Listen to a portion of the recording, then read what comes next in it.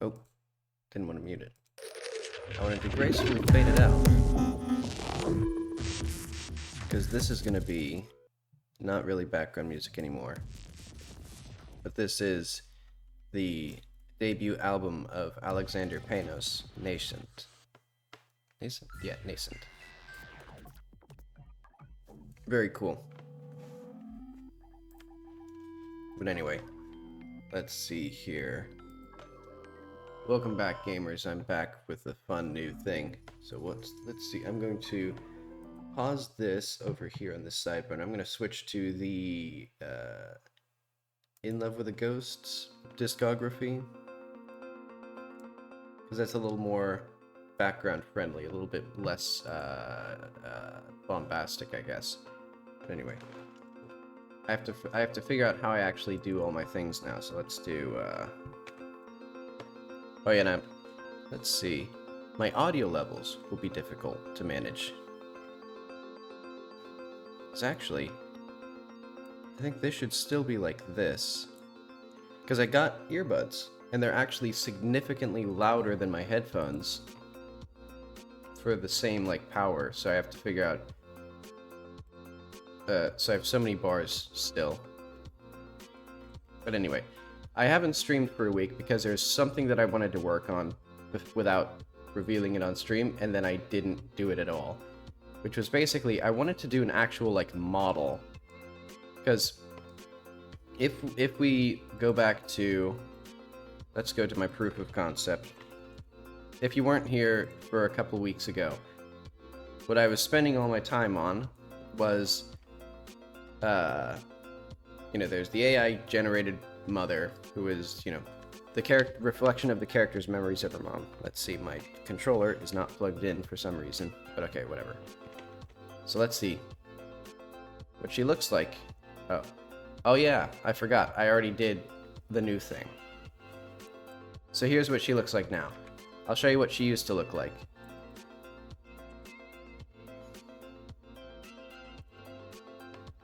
So this is the baseline mesh, which for some reason does not have the proper material set up. Very frustrating. It's very fun to have to deal with, the same things breaking every single day with no explanation. After I constantly set them up, I set up these materials every single time, and they keep switching back to something else. I mean, maybe if I do it here. Oh well, whatever. Let's get primordial hair. So let's get this set up. Let's get the hair set up. Let's hide the hat. This is essentially the original version of this, so, it's basically Jackie does not remember what her mom looked like, except for that she had a tangled hair. Her eyes were concealed. She wore a dress or something like that. And so this is what she remembers from like her interactions with her as a toddler. But I was like, this isn't that interesting. This feels okay, but it's not enough for me. So I was trying to like make a more dramatic, interesting version of that with this. So this is essentially an exaggeration of that because, well, if she was a toddler, her mother was large relative to her. And I did that here. So if we go to this tree, there's that a little bit here. Maybe. Oh wait, let's enable this. Yeah, there we go. So you can see that in here. So she can get 20% taller. Because in reality, her mom is actually shorter than her as an adult, you know, like most people's parents. But no, I wanted to do something a little bit more dramatic. So that's what we're gonna start. That's what I'm gonna work on today. I need to do the rigging. I also got a vertical mouse. So this is gonna be a fun experience to learn how to use a vertical mouse for Blender. Because my wrist was hurting from using a regular mouse, but... Okay, so let's save and quit.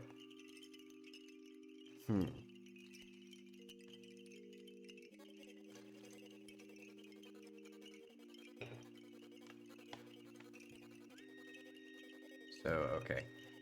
I need to get this out of here. I need to get myself out of here. And we are going to have some cool, epic modeling and animation, which we've been doing for like a week.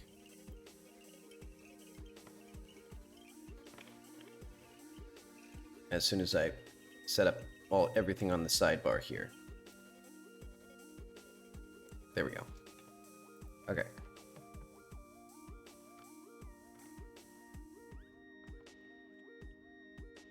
Okay, so the first thing I need to do is I need to make sure that the hair is everything that I want. Like, I think this... I also need to turn off my light bar. Okay. So yeah, all I got done was this modeling, which I got done Sunday evening. Like, I just spent a couple hours modeling this. I don't know if this is the right fit, though. Let's see. Was I doing...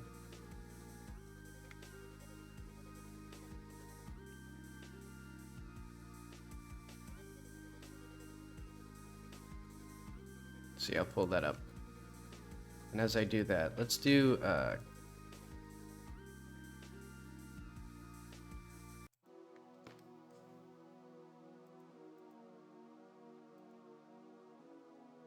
So this will be... What should I do?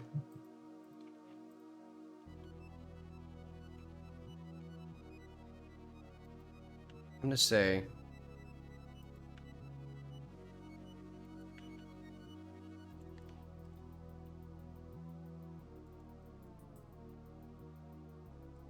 Oh, she's not symmetrical. Interesting. I didn't know that. I guess I'll allow it.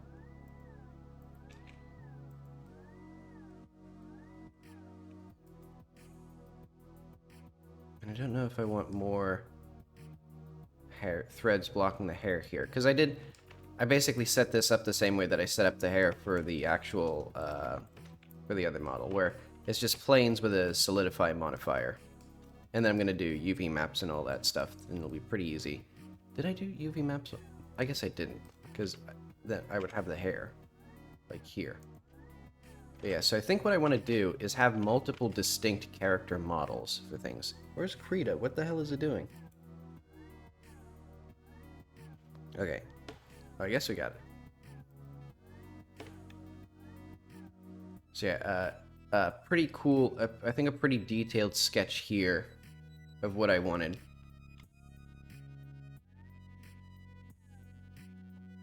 Is actually because I was listening to that album that I previewed at the start of the stream, Nascent by Alexander Panos.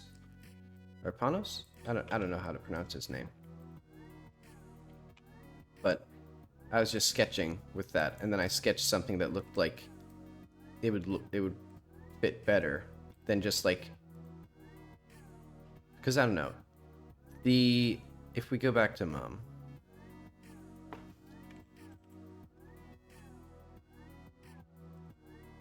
I think she's just not quite dynamic enough. And also, I hate that the mouth and eyes textures do not stay for no reason. Like, I'm not even executing a script that changes them. They just disappear. Like, they just don't want to stay attached to this fucking thing. And it drives me crazy. Okay, I know it's not necessary at all. But let's get this. Let's copy.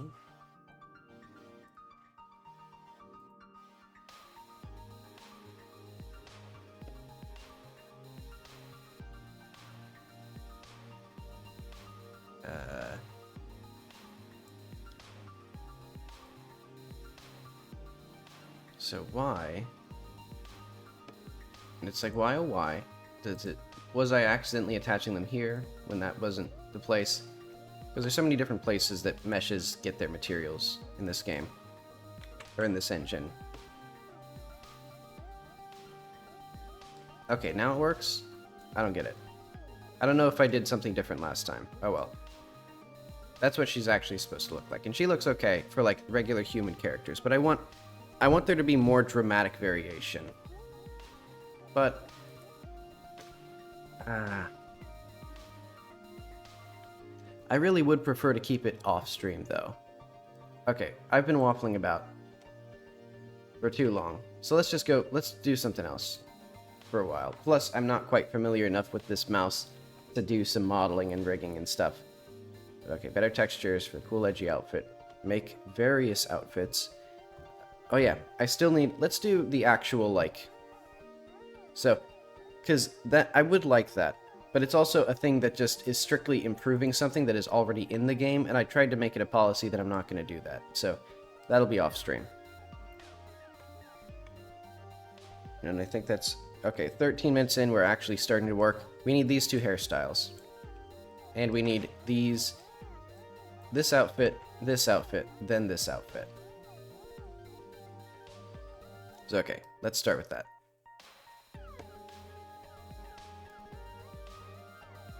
So, you know, Jackie remembers her mom having a huge, like, massive hair. In reality, she did have sort of a, well, I guess. I actually don't know if these are... Yeah, like, I guess I shouldn't commit so soon to this being the final version.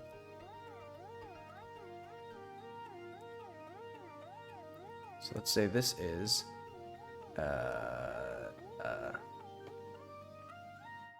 Wait, no. Concept art.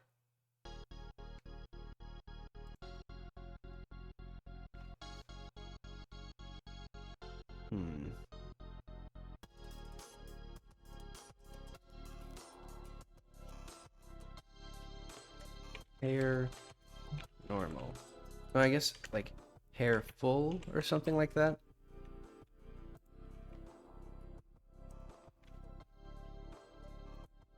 But now that I actually have the, oh well, whatever. I'll need to figure things out better. Actually, let's make sure, so, right now the way that I've set this up, I did is start integrating that primordial model. But I think what I need to do, so if I just do stat mum/info, or global add stat, I should say.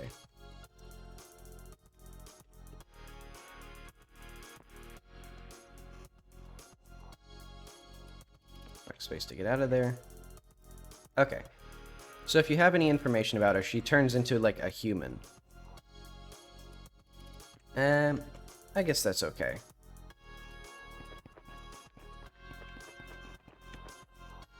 You know, for now, that'll be fine, because eventually what I would like is for the models to sort of spiral in on a more and more human shape. But that would be a lot of work, as is clear by the fact that I tried to spend, you know, like a week making a character model and then didn't do it.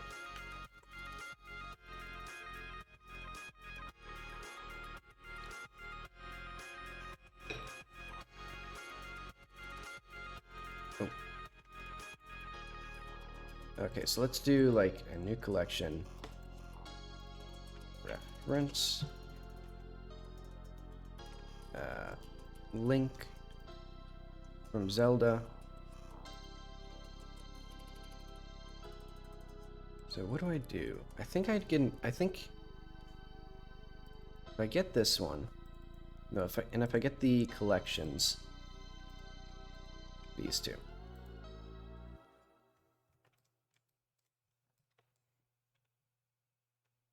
And then I can do,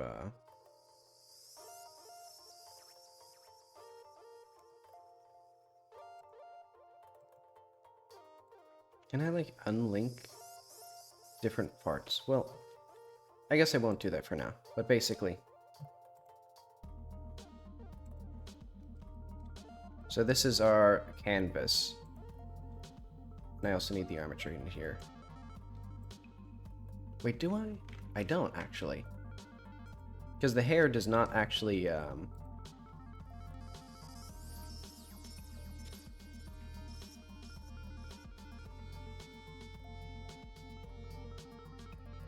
let's do a plane here. So this is going to be our delightful hair, which I'll call Hairful.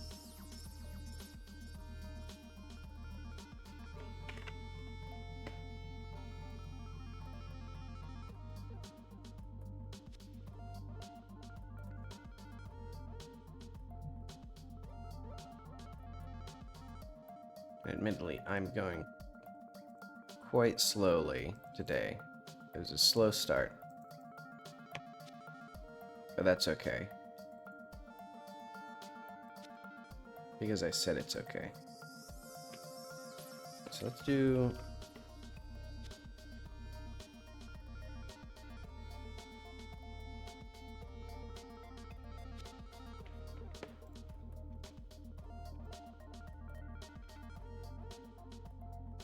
Oh yeah, I forgot. These characters are not, like, to scale, though. So I should stop, like, worrying about that. Because, like, this is the appropriate scale for this. Oh wait, uh-oh. I just realized why the primordial mesh doesn't look so good. Or, like, the primordial hair doesn't look that good. Let's do hair, well, here.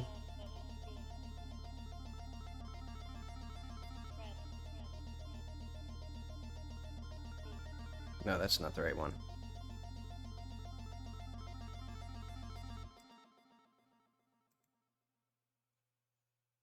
Is it this one?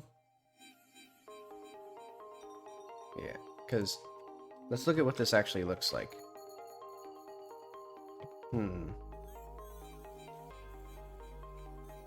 Well, maybe it does look... Well, okay, I drew this directly on there. That looks fine.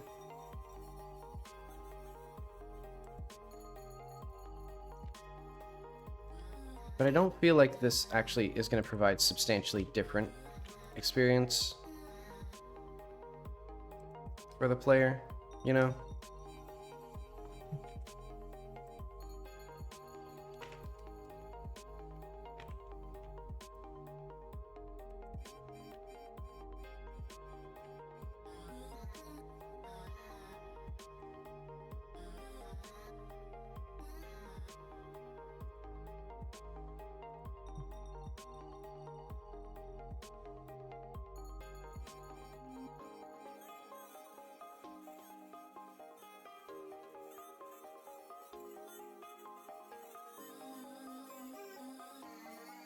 Let's see, what else have I done recently? Oh yeah, I guess instead of working on the game like I said I was going to, I worked on a webcomic that I've been working on. Or that I've had in my mind for a while. And it's interesting because I wrote the first issue, and it has now completely changed the trajectory that I imagined in my head for that comic. Because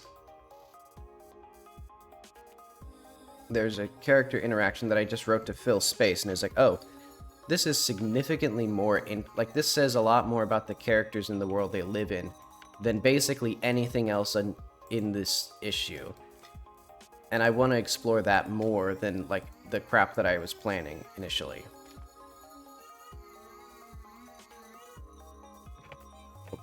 So that's an interesting little conundrum, because I've been thinking about that as well, like, on the site TV Tropes, there's a phenomenon that they call Cerebus syndrome, where basically shows or any serialized media generally gets more serious as it goes on. Like, if it's a comedy, it'll have more and more dramatic elements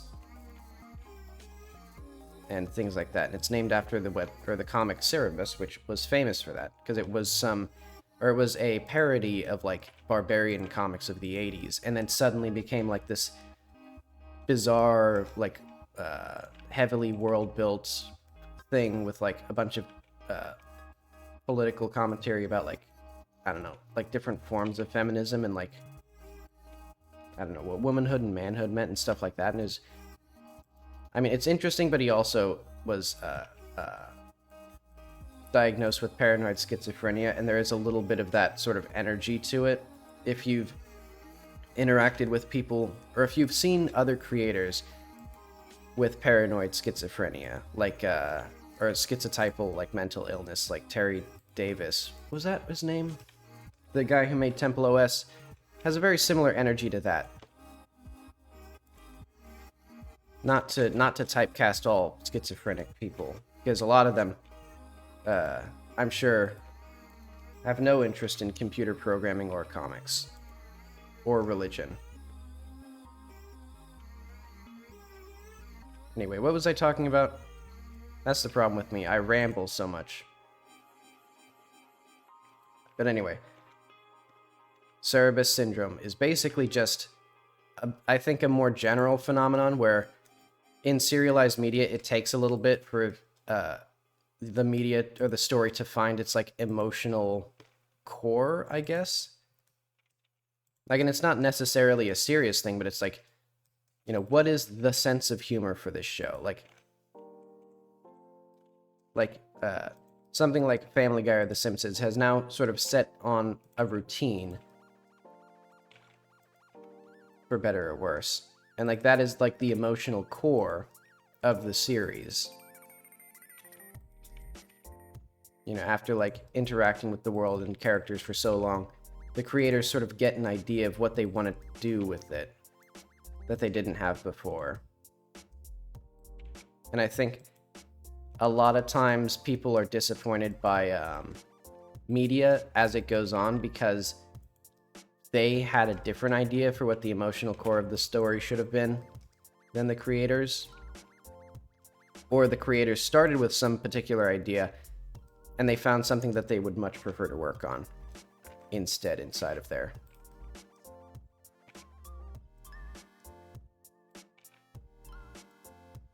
Yeah, and basically what I'm saying is I discovered a new emotional core literally at the end of writing issue 1 for my little webcomic.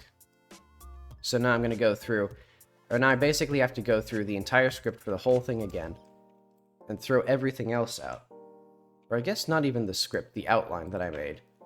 And throw all of it out and make an actual script that actually, like, reflects the things that I want. Because a lot of things don't really come alive until you've written, like, the finished words on the page.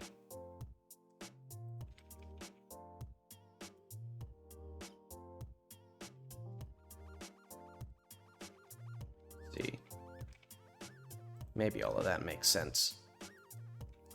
Maybe I'd have to rehearse it and, like, make it a video or something.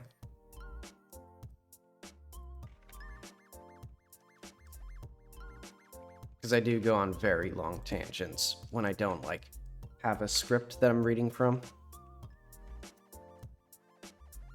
And speaking of scripts I'm reading from, I still need to get my devlog done. Because I've had that script done for a while, I just haven't, like, performed it.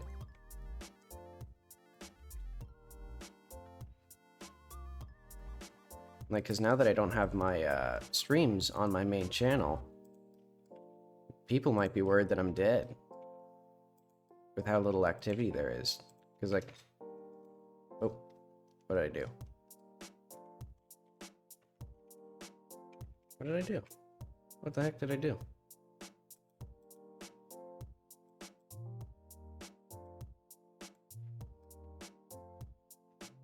I genuinely don't know what button I pressed to like make everything invisible except... Okay, what buttons are near Z? Because I was pressing Alt Z and I missed and I fat fingered it and I pressed something else and now everything else except for the model is invisible. Alt A, Alt S, Shift Alt Z. Okay.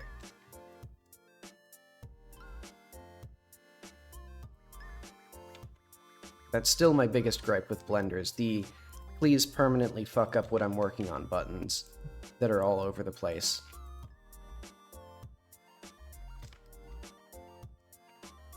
Actually, you know what? I won't do it now. I was gonna say maybe I should do those shortcuts that they show for like Blender tutorial videos, except instead of it being for other people, it's for me. When I inevitably press like the please, you know, hide everything and also hide the like filters for it, you know. Because fun fact, I once had a project where a collection was hidden on the viewport and the viewport button was hidden. So I didn't know what was wrong because it was like, because, you know, it had all the default ones like the enabled and the eyes, and I was like, well, it's visible. What's wrong? That took me like 6 hours to figure out when it first happened. That was fun. And that was like the default behavior when you imported a Blender 2.7 project into Blender 2.8.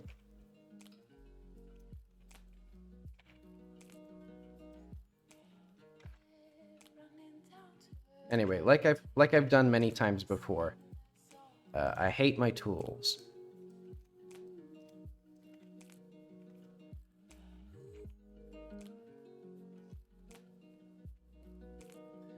You know, I'm a great craftsman, except all of my tools suck.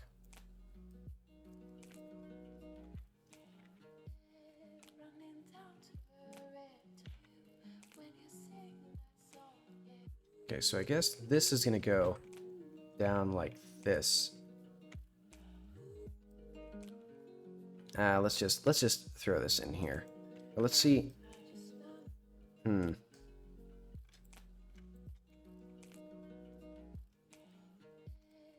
Probably not with this, well,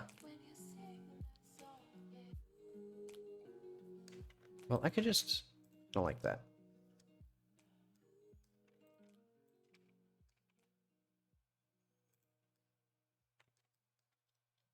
And I don't think... I mean, this doesn't look very good either. Like, I gotta remember that this isn't gonna be... like, I'm not... my goal isn't to accurately recreate that. My goal is to make something that looks good, that is in the spirit of that.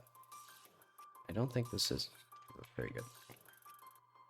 Actually, I just had a great idea. Get the hair out of her face, and then it's not in her face.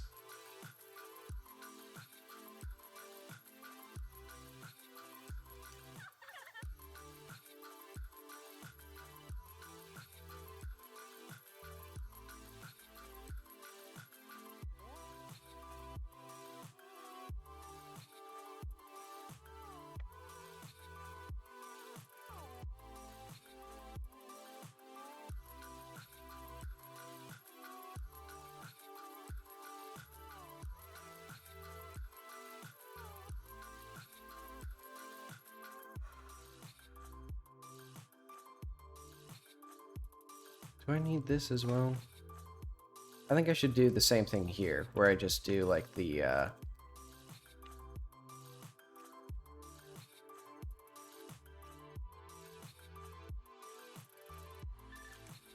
we'll make it like sort of symmetrical.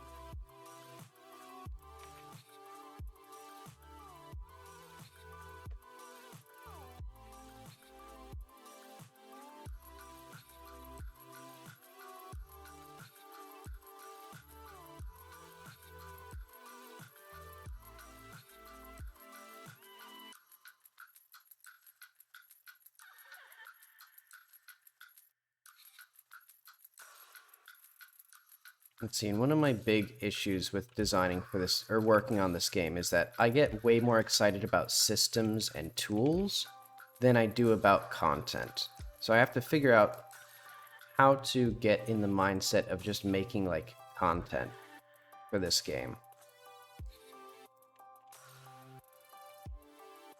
Because, like, you know, I'm way more excited about the idea of having, you know, like, generalizing this system for any character, and then making human characters that have, like, you know, dynamic meshes and hair and eyes and stuff like that. But I don't want to make a billion meshes for everything. And that's what would happen, because that's what I would need if I'm gonna make, you know, human characters with dynamic outfits and stuff. Like, the system is the easy part here, because I already designed the system in like one day. And I'm gonna spend 10,000 years modeling each of these hair models. Because, like, there's a reason that, hang on. I'm gonna skip this song because it's getting in my brain.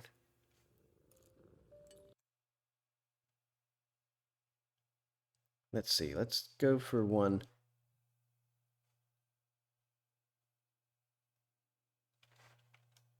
I don't know what this song is, it's completely silent.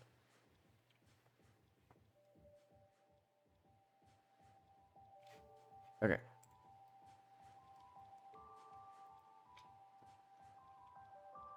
Yeah, there's a reason that there's so many more artists working on games than, like, programmers and stuff. Like, you know, they outsource to, like, hundreds and hundreds of artists for AAA games because it's just so much more labor than anything else in the game. Especially for, like, super, super high resolution, like, AAA assets.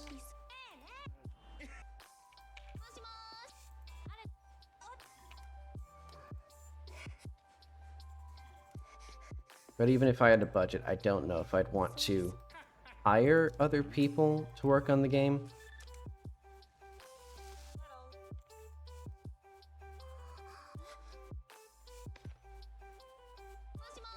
Because I just don't like, oh yeah, this is the one that has too many vocal samples for my poor little brain to think and talk at the same time as it's going on.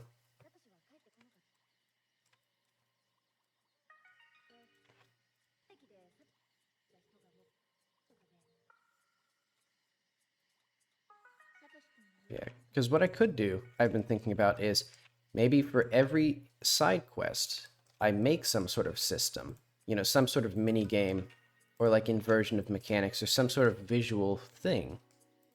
Because then that way, I would be able to have fun with it, and like make the things that I like making, which are like shaders and like dynamic, interactive things. And I guess that'd probably be better than just having, like, you know, the same like the same like technology underneath everything. Essentially, like, because that would be basically like the Bethesda style, where they have, like, you know, their technological core, and then everything that you do in the game is just content built on top of that core. You know, like, they don't add like crazy mini games. It's only for one side quest, but I could do that. And also, I've realized I should play more open world games than just Bethesda games.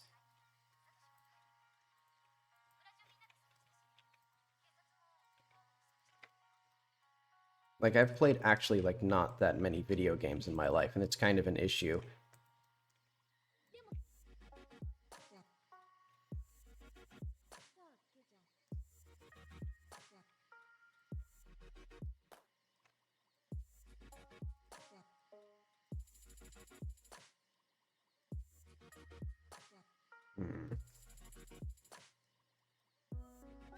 Let's do a little bit more here.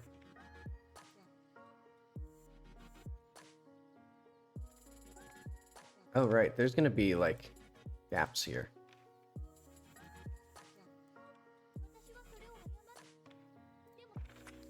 I wonder if this This mouse actually feels kind of hard on my wrist. I think it might just be developing the muscle memory, or like redeveloping the muscle memory, because I've been using a standard mouse for so long that I must have developed like muscles for it.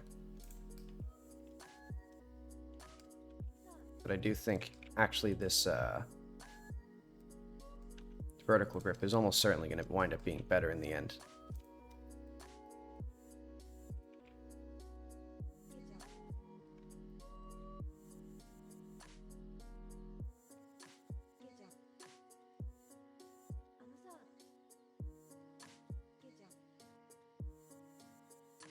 Because I know my older brother swears by wrists for people, or mice that people use when they have wrist problems, where it's just the thumb ball, basically. So you keep your wrist completely stationary and you just use your thumb to navigate. Because our grandpa had wrist problems, so he used one of those, and my brother learned to use his computer.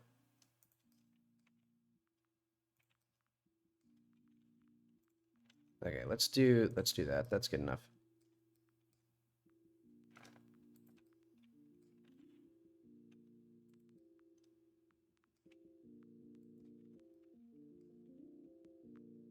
Now let's figure out a way of making this not look bad.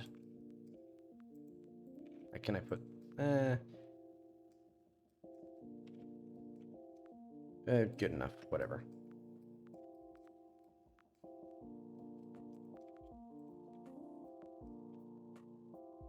So the topmost layer goes to the outer side. Yeah, I think after I do this, I really do need to just, like, figure out a method for making content. Figure out what I want to do for content. Because that's been the thing that needs to be in the game that I haven't done. Like, this interaction stuff is important. Because this is, like, the central... I guess one of the central mechanics of the game, beyond the actual, like, moment-to-moment stuff. This is the, like, I guess, minute-to-minute gameplay of the game is, you know, doing things in the world and then seeing how it affects the medium's representation of the character's mom.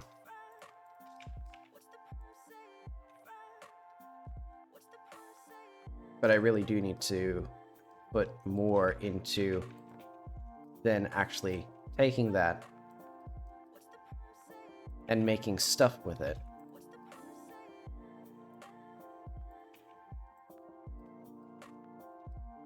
You know, like, I spent...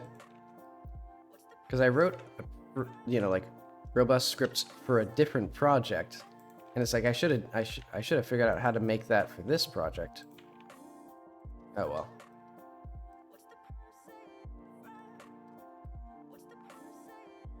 I think it's because this setting isn't funny. Like, I need to figure out ways of getting humor into it, because I don't write serious stuff very well. Until there's, like without humor, I guess. Like,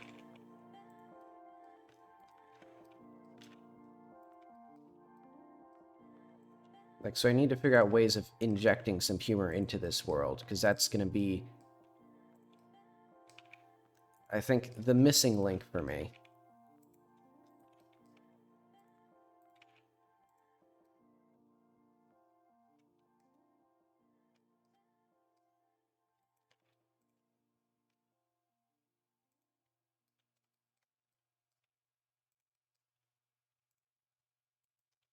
Let's get this inward.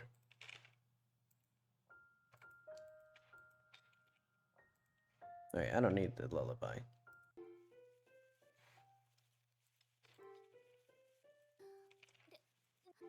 Okay, this one's another good song, but it also has a lot of vocal samples, so I might have to skip it.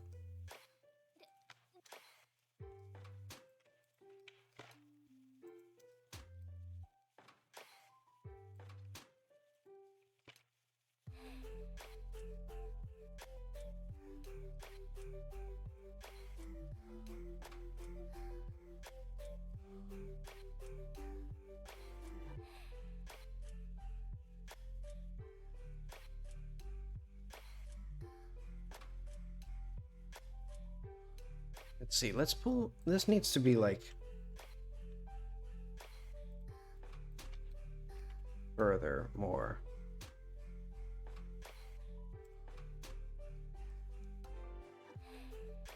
Or like we need like some hair under here, I guess, maybe. Oh.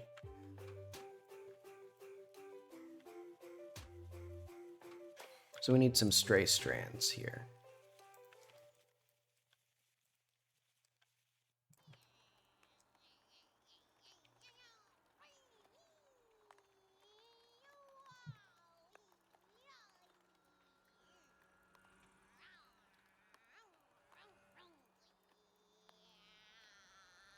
What is this?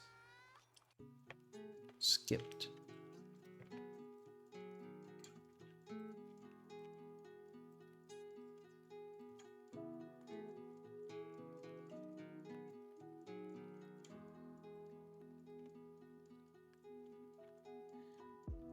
Hey.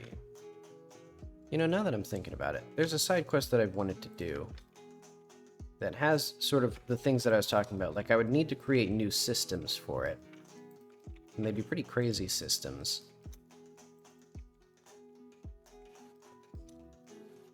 And it has some interesting content to it. And it's something that I would be, you know, it was basically a short story that I had started writing. I was like, well, I could just throw it in the game and it'd work reasonably well. So I'll try to figure that out, because I also need to figure out more characters and more ways to have characters interact with each other. So I think another system that I need, that I've been sort of hesitant to make or scared to make, because it's going to be a lot of work, is NPCs that can follow you around, NPCs that have routines, and yeah, let's put these down, because basically,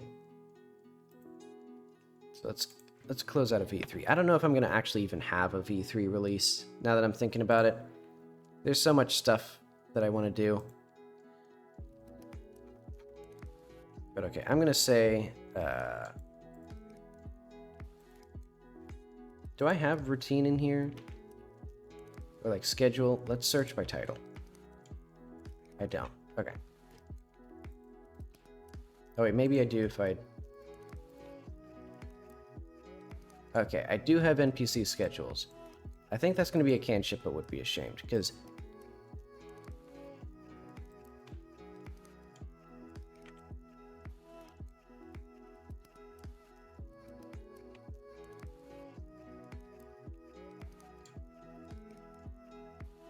Because I think what's going to be related to that schedule is going to be followers. I don't know if they're going to be necessarily followers, but they're going to be...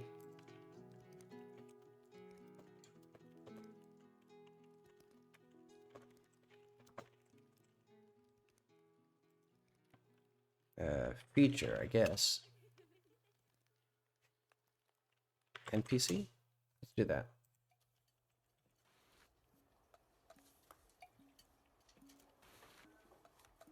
So yeah, because schedules are actually going to be pretty... Like, those would be a very useful tool for this, because then it'd be like, well, you know, when... Not only what do you do, like, what do you say to a character, and what do you... but, like, when do you do things? When do you go to certain places?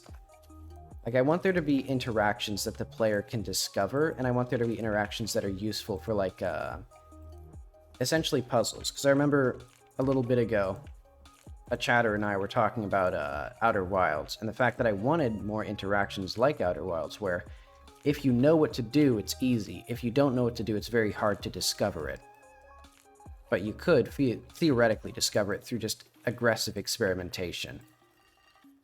And I have systems like that through the dialogue, where, you know, if you use certain items on certain characters in certain contexts, you get new dialogue. And I want it to be that, you know, you can easily figure those out from just actually, like, doing a quest or whatever, you know, thing is supposed to lead you to that. But otherwise, it's very difficult to discover them. Or at least discover some of them. But I wanted more ways of doing that, where, like, you know, maybe it's like, you have to go to a certain place at a certain time of day and something weird happens briefly, or like you have to talk to an NPC while they're working or something like that, you know. You know, that would just give me more things to do with, like, especially because the day-night cycle is sort of vestigial in terms of mechanics, and it actually lowers the credibility of the world, because now characters are not just standing around, they're standing around in the dead of night. Like, in the pitch black of the night, they're just, like, standing completely still.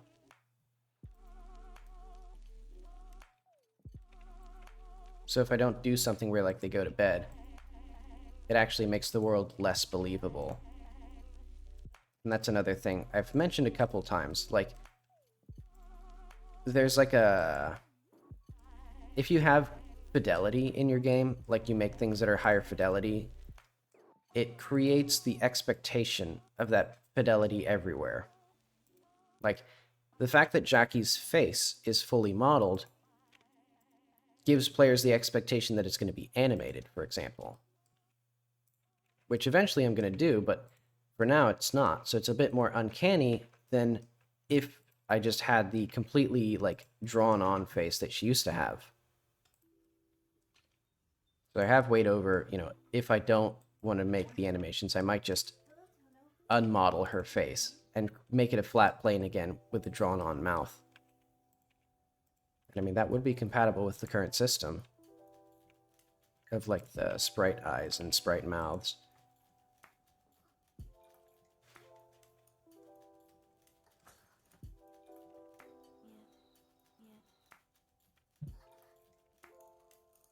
Oh, hi. I didn't even notice that there's a chatter. Good to see you again.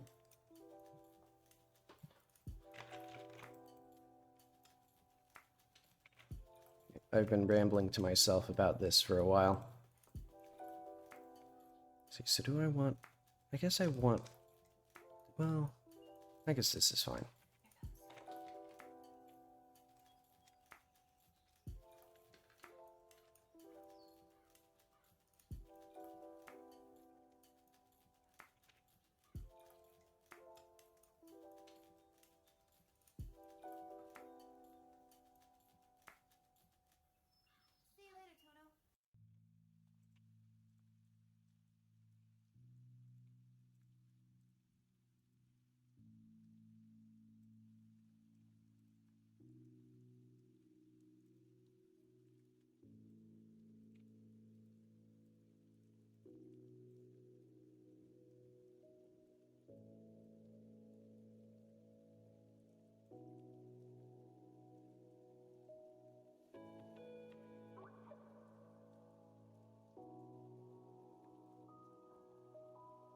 I think this could use some improvement.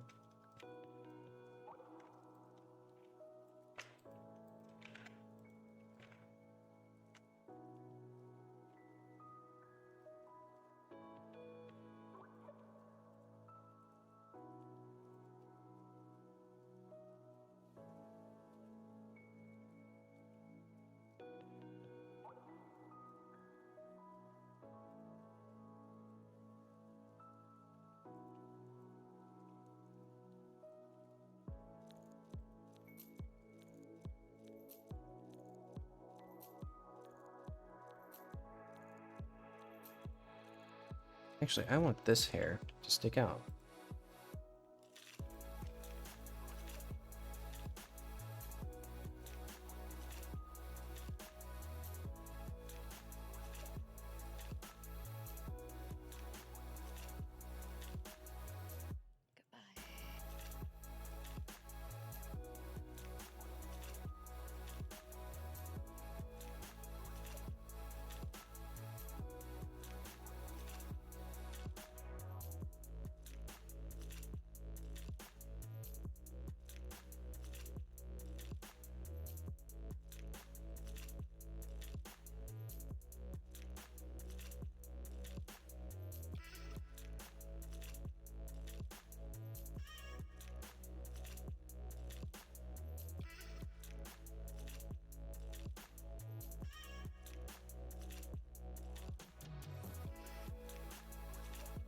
And I guess after this I'll make the ponytail and then the, I guess the pants. Because I think those are like, those provide me an acceptable baseline for like the dynamic outfits that I have for this character.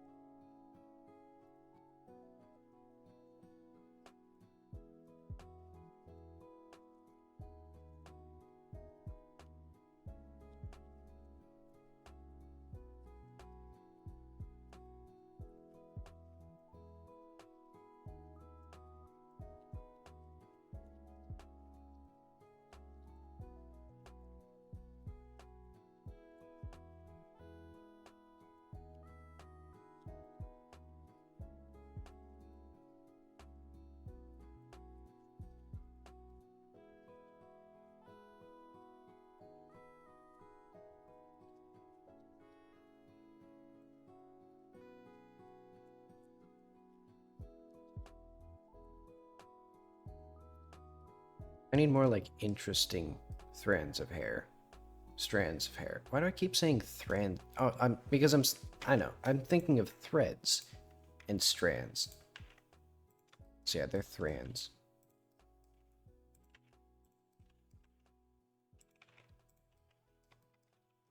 Let's get this one like I'll say this one ends like here or something.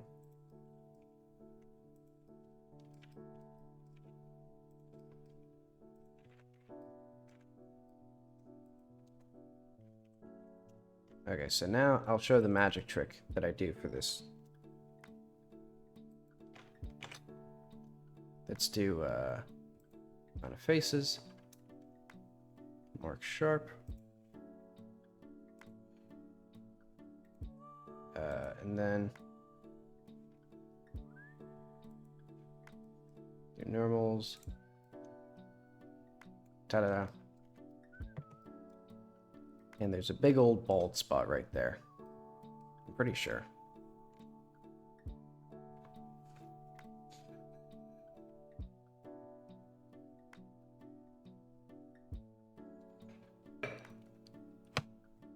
Okay, let's see what this actually looks like with some color. Yeah, the big old bald spot looks kind of awkward. I'm pretty sure I can just get this.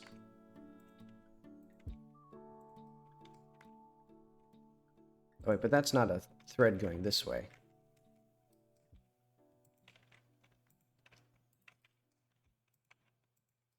What am I rotating around?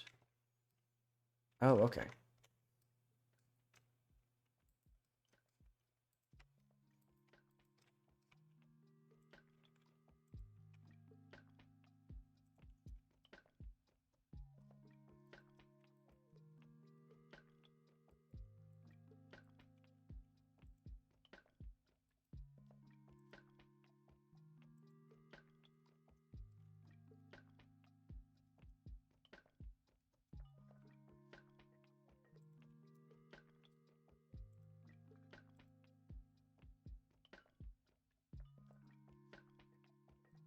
You know what? Since I don't have anything else to talk about, another thing I've been thinking about recently is a lot of dream projects that people have and start wind up being kind of underwhelming.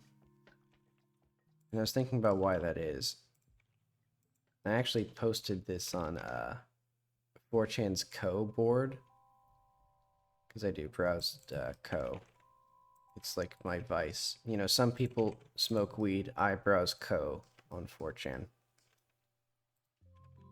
But basically, a lot of dream projects tend to be things that where people worked a really, really long time on something or thought about it for a really, really long time.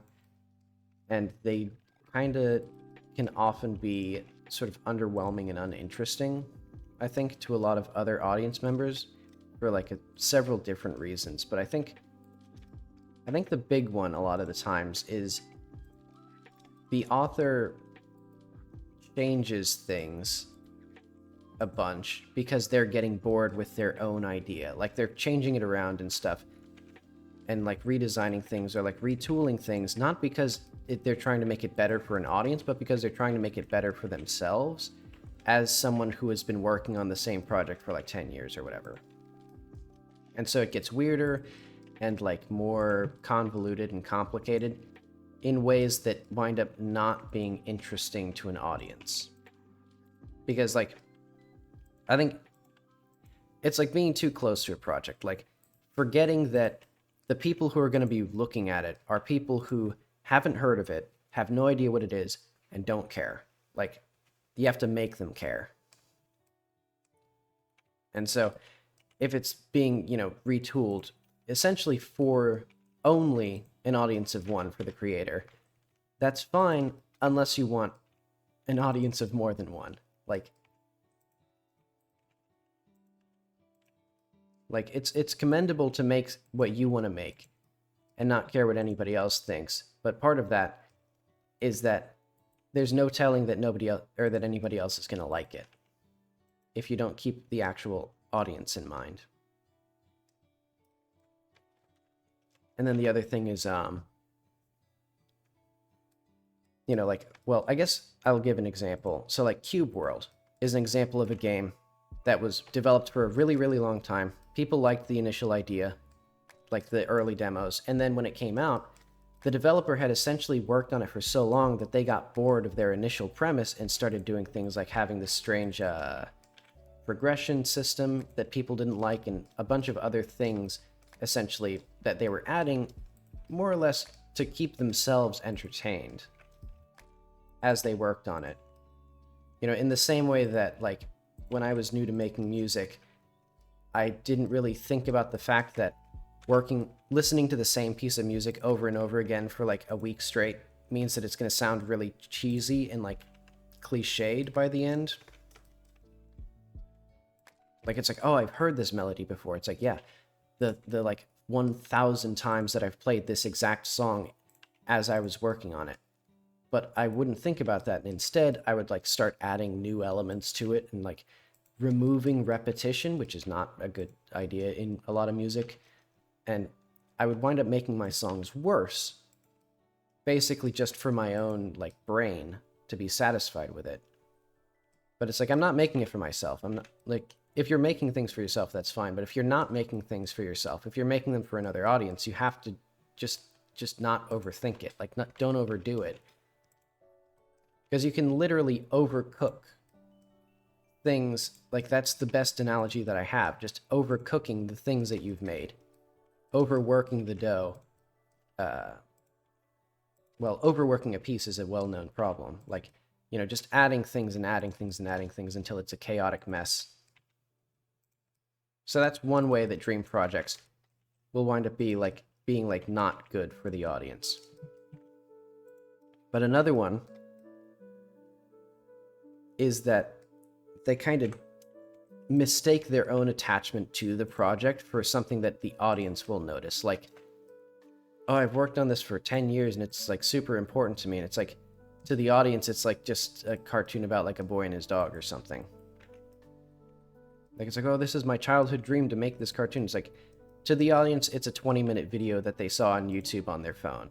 Like, they don't care that much. You have to show your hand a little bit, I guess, when you're doing things, because they don't know where you want it to go. They don't know the emotions that you have attached to it, so you have to make them feel those emotions. You still have to put in the work, like, So that's an important thing that I've been thinking about with this game, is like, how do I tip my hand at the interesting parts of this game to the player? Though this game isn't really a dream project. Well, I guess literally it is, as in I had a dream about this story, and then I was like, that'd be cool to work on. But the game was honestly kind of an impulse thing to just make a project as an act of procrastination on another project that was actually more of a dream project. But oh well. That's a story for another time. So basically, that's important for like a big project, is to be like, how is the audience actually going to see it? And why are they going to care? As an 11-year-old on mom's iPad watching this, why do they care about the thing that you made? Because very few people care that somebody like thought about an idea for their entire life. Because like, I have tons of ideas that I've been thinking about for years and years, and a lot of them are not actually that interesting. Like, looking at them from an objective standpoint. The only interesting part of them is my emotional investment in them. So if I want to make them something, I have to make the audience see what I see in them.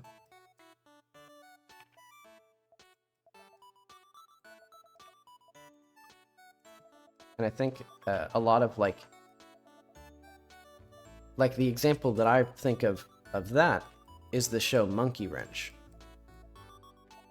which is I've been following Zurl for like 10 years. He's been using the characters from the show Monkey Wrench in different projects for years and years. But I watched the show, and there's not that much going on. Like, the show feels like it's sort of in the middle of the series. And it's not terribly well paced, and and there's not really any hints of a broader conflict going on in the story. And it's like, I suspect these are all in there, but I don't think they tipped their hand enough as to like what was going on, or like what it was going to be building to, or like what, like, I needed to see why these guys were worth the attention.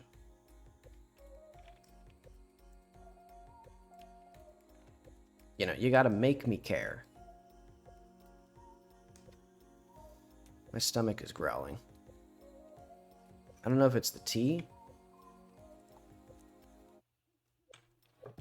I guess maybe I didn't eat anything. But okay, does this hair look like anything? What I might do is what I did with the other hair, where I push it in a little bit like this at the edges.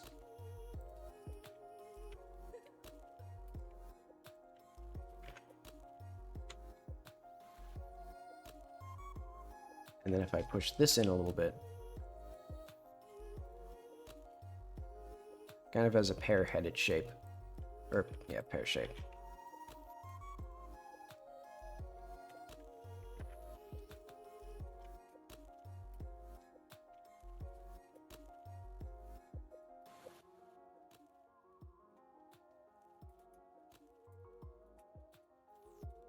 Oh wait, this is what I need to do.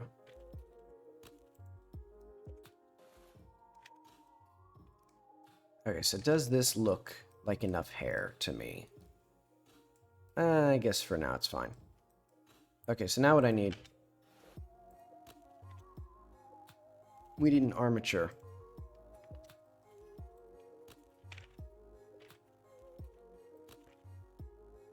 So I'm going to say this is going to be scalp.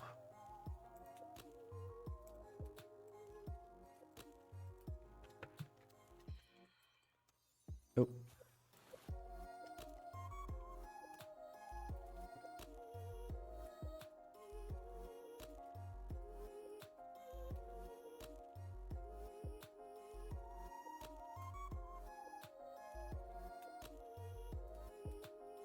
So we're gonna need, like, I don't know, like, I'd say like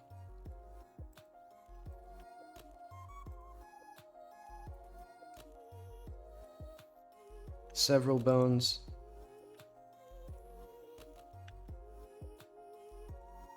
Because we're gonna have a little flippy here. I guess this one's gonna be this, well, yeah, I'll make this little flippy there. Because now I'm doing all the hair IK.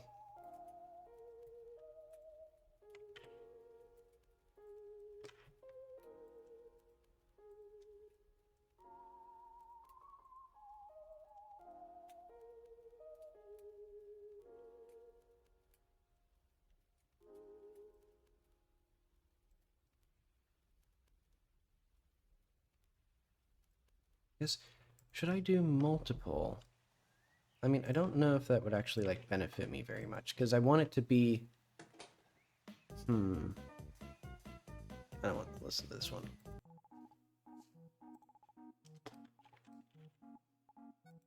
Let's just do that. And then we're going to have our little control points. So none of these are going to be deformed bones.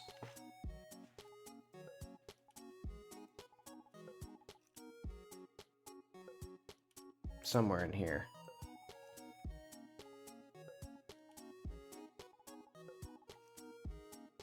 Where is it? There it is. There it is, yeah. Okay.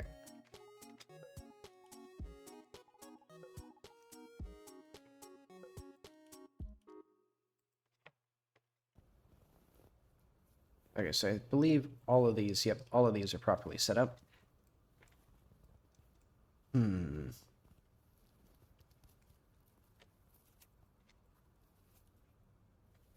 Let's just start, let's start from the front left, and let's go clockwise.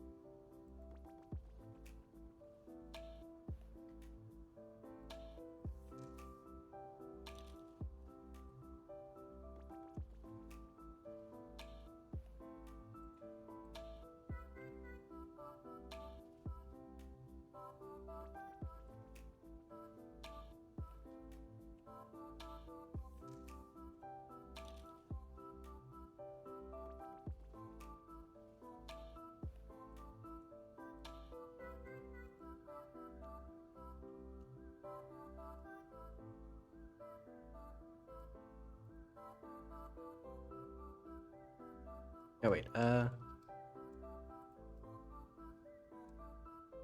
good enough, okay.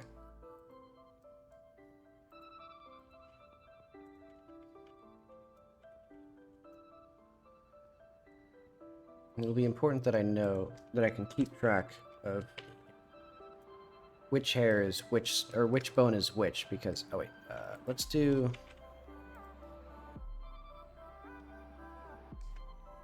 Let's actually like attach these properly.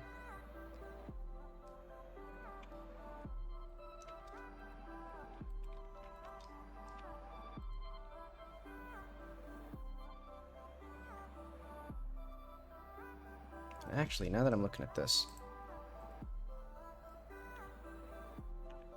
this will do a great deal of pain and suffering to me now that I've added a bone after renaming half of them. But I want this to have a little bit of stuff too.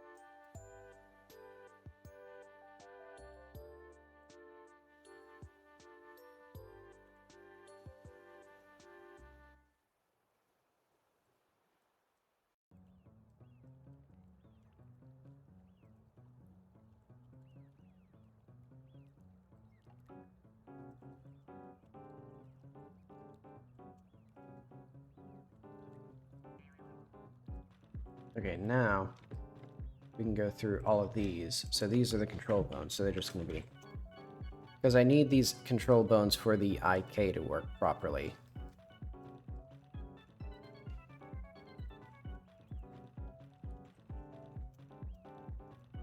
Let's see if I can get these attached in ways that I like. Because basically, I think how it's going to work is these are not going to deform at all. Or they're not going to be part of the IK involved in that mess. So I should have,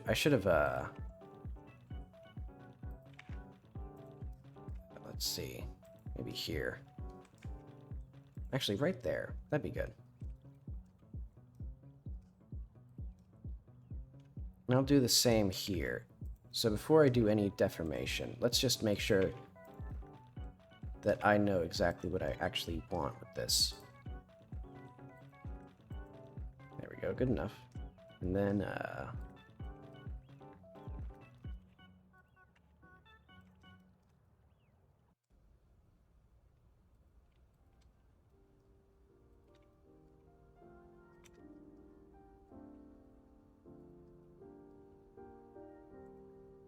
let's even these out a little bit.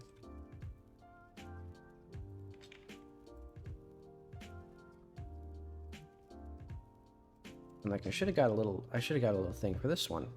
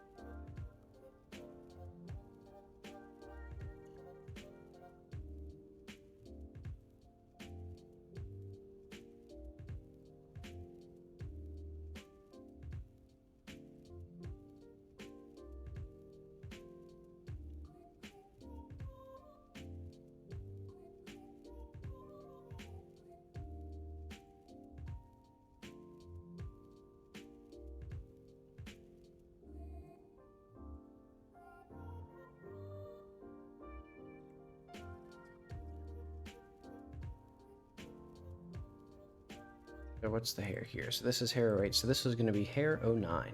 Convenient.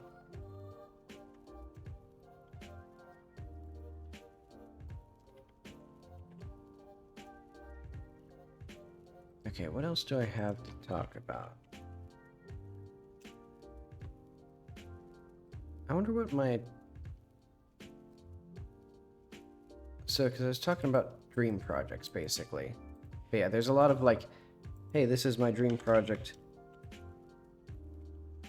and I've been, you know, working on it for 10 years, and it's amazing, and it's like it's the thing that's the most important in the world to me, and it's not very exciting. You know, like you look at it and you go, you should have stuck to your day job.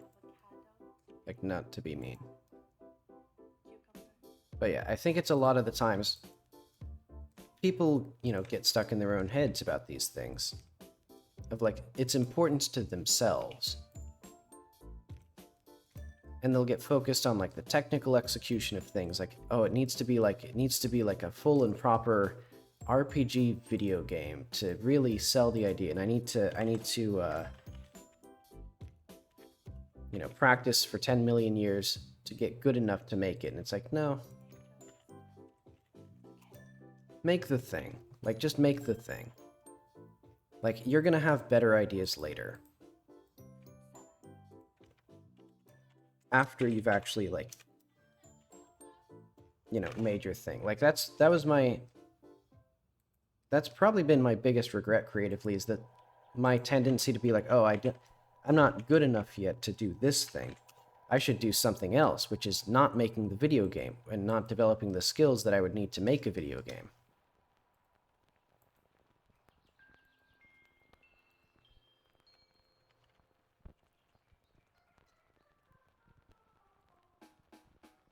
Like, I think I'm significantly more capable of making a video game now that I've actually started making a video game, shocking as that is. But okay, let's do... Oh wait, grab this,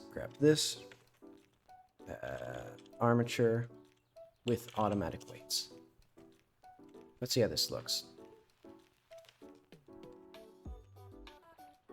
Let's see, is there like a IK thing? I think there is in those options. Auto IK.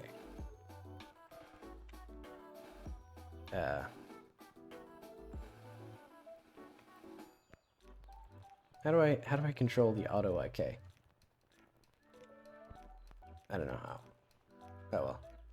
Let's just see how this all works out.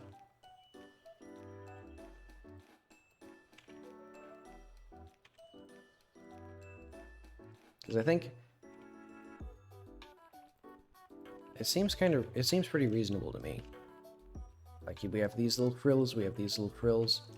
I mean, I don't like how that part, you know, up here deforms. Like, that doesn't seem like it's useful.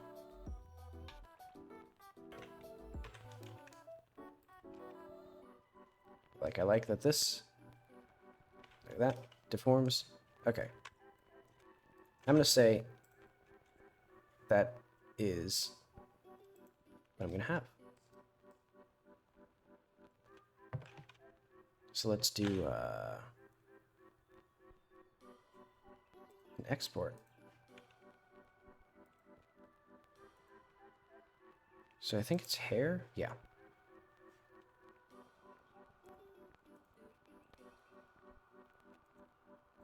And we'll do placeholder.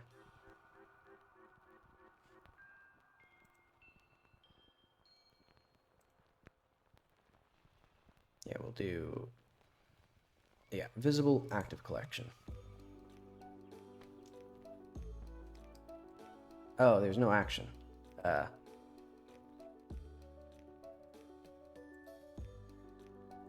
we're right, okay. I need to remember the export. Yeah.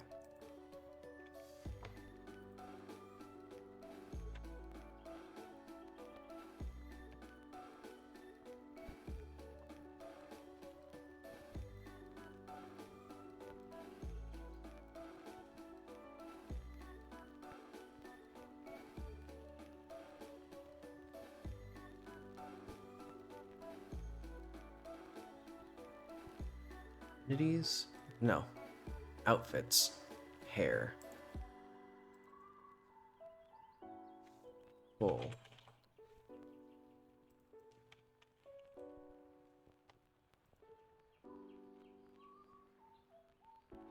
Am I hungry? My stomach is growling like crazy.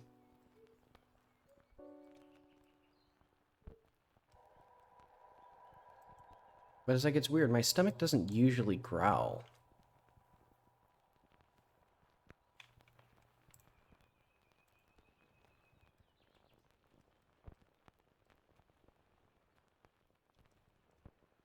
So I want to...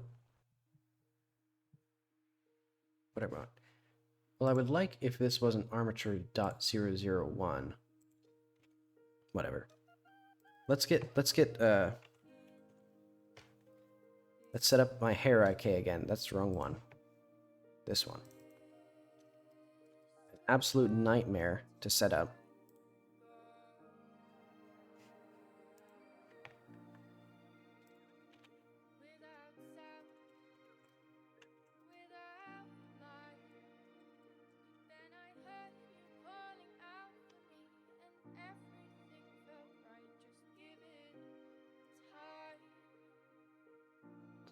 So we're going from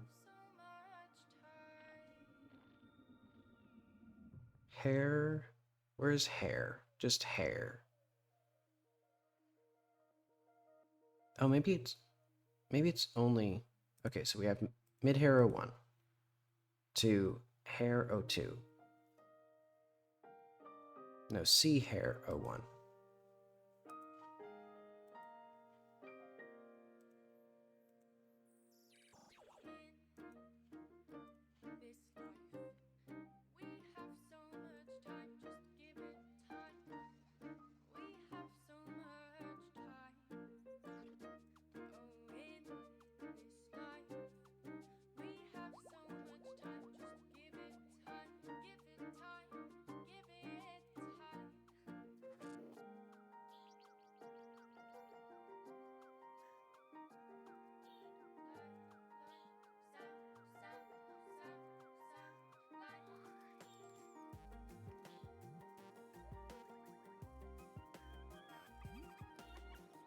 Which one am I on? 6?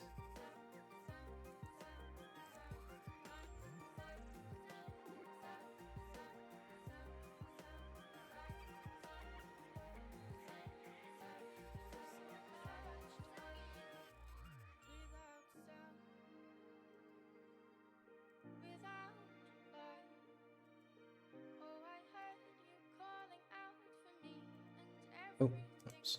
Okay, so mid hair 09. There it is.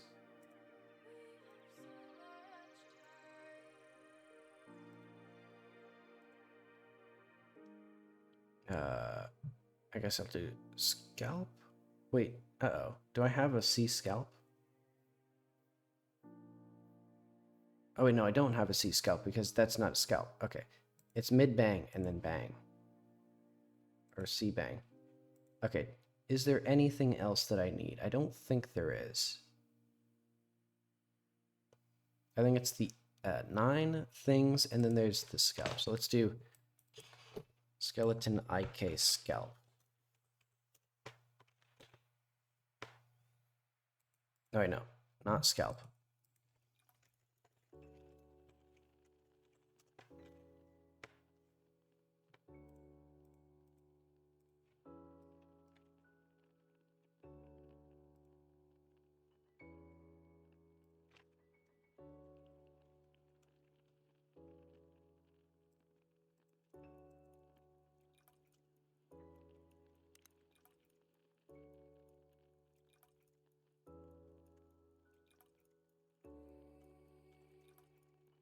Okay, what is it that I need for these IK bones?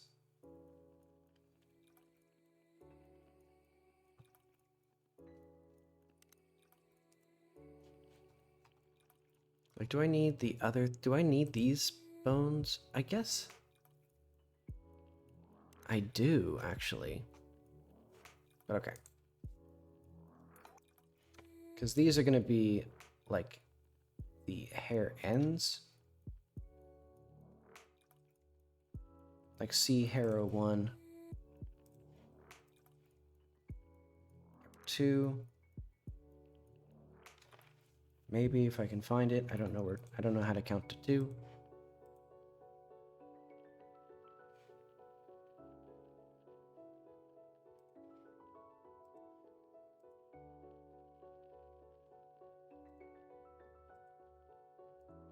Oh yeah, another thing that I've been looking at recently was Murder Drones, that online cartoon. And that's okay. I like it. I think the episodes are missing like a minute each, I feel. Like it feels like they skip over things a little bit faster than I would like, which I guess I prefer that over the alternative of like if it dragged on a little bit too long. So it's not bad. But it's very interesting because they're sort of they're a very 2009 energy to me. Like it's very, it feels like it'd be more in line with like the Madness series or like Invader Zim or things like that. You know, it's literally like XD murders you is like the aesthetic that it's going for. Okay, let's do bone attachment with hair and. But it's cool. It's like what's old is new again.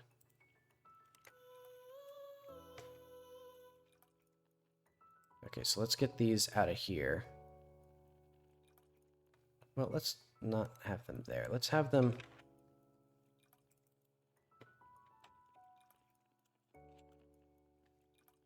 This is going to be hair start position.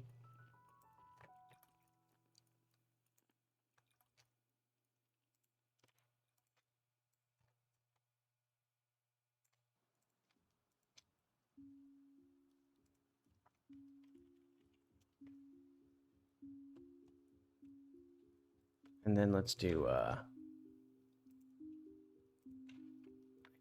node.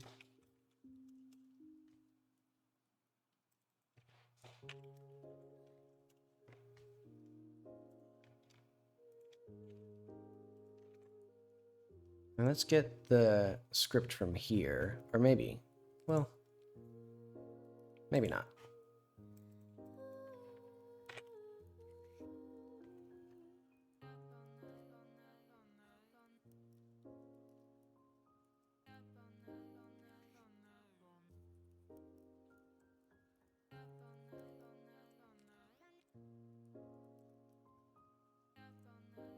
And I guess I'll actually elaborate a bit more on my 2009-ness of it. Like it's not only it's sort of that aesthetic of like edgy with violence without suffering, I guess, is sort of part of it.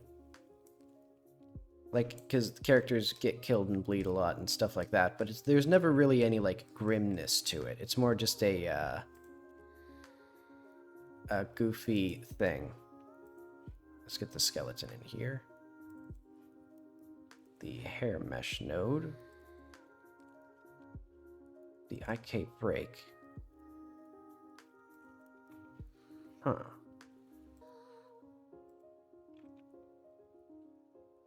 Don't I need, like, the target node? Oh. Oh, it's IK target, not hair IK. Okay. Great. Good for me.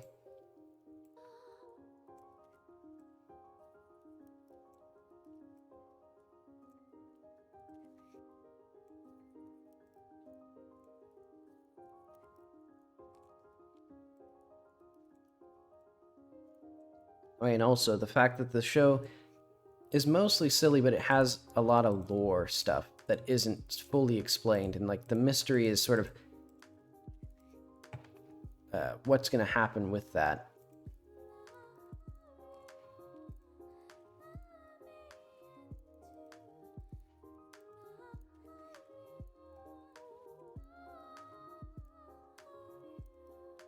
But it's interesting. I'll keep watching.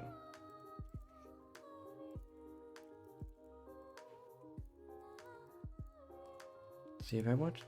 Oh yeah, the Lackadaisy cartoon as well. I've been sort of catching up on all the new, hot new indie animation stuff. Because I read the comic way back when. I didn't really. Well, it got to a point where the updates were getting really slow and I didn't understand what was happening. So that's when I kind of stopped doing it. But it's pretty cool.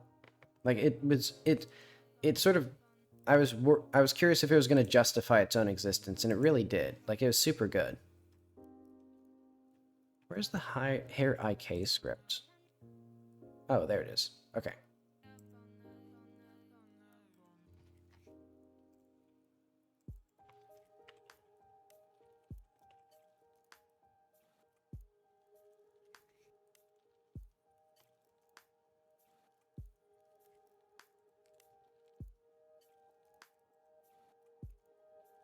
And this is not influenced by player velocity. And I don't know why that's all freaking out.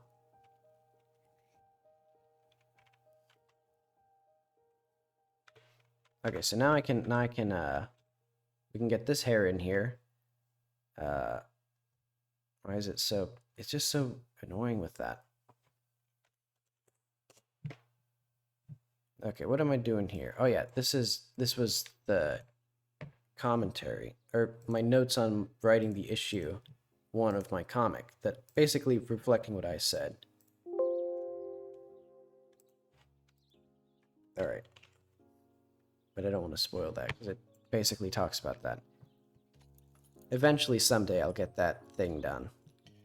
Or that comic. But okay. Test? What? There it is. So, what is her outfit like?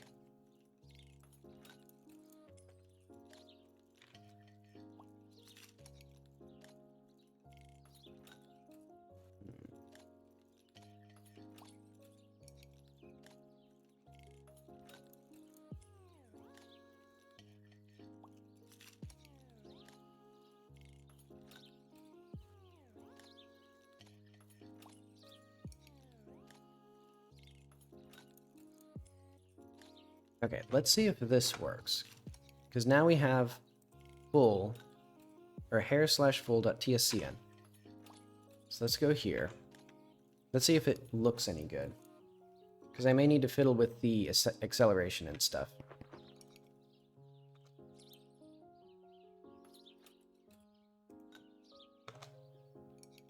Shoulder length and very thick. Good. Oh, wrong thing.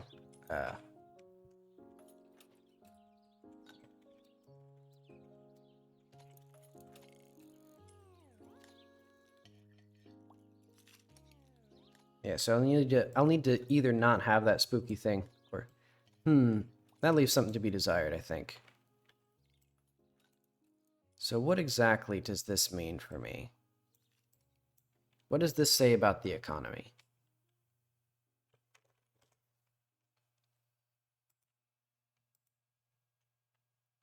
Stop freaking out. So, like, are these in the right places? I know. Are these... Oh, wait. I know. It's because these do not target their nodes. Can't I just... whatever. I need to manually do this.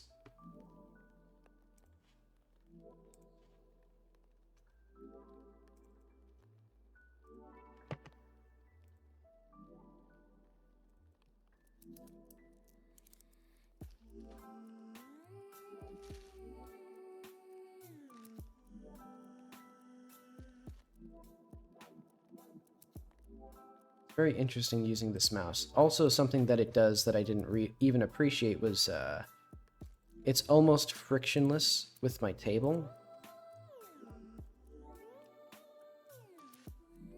which is just it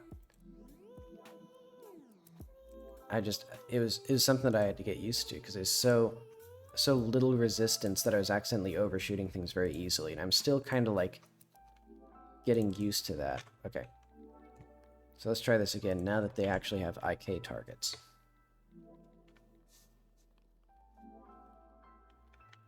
Because I really do need like a tool to set that up, but global.add/stat mum/info. So if you learn anything about your mother, she'll switch from a freaky monster to whatever she actually is supposed to look like.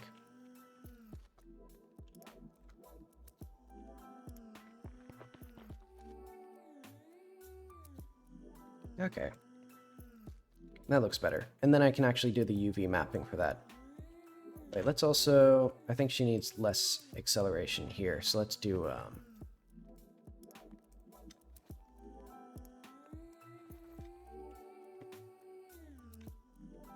So what is the acceleration here for these ones? Max distance 0.3, damp acceleration 0.7. Yeah, so let's do a little bit like 0.2 maybe? Yeah, there we go. That looks a bit better.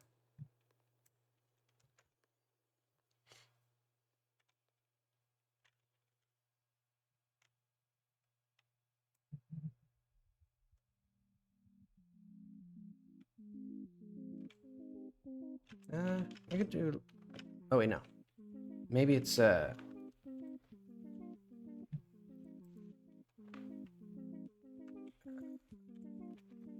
try this again.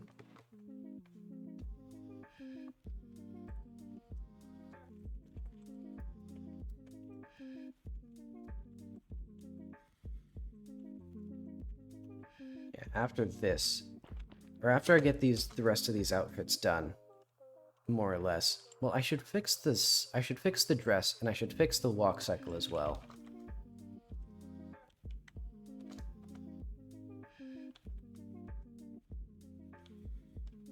And let's do pink eyes this time. And a simple dress.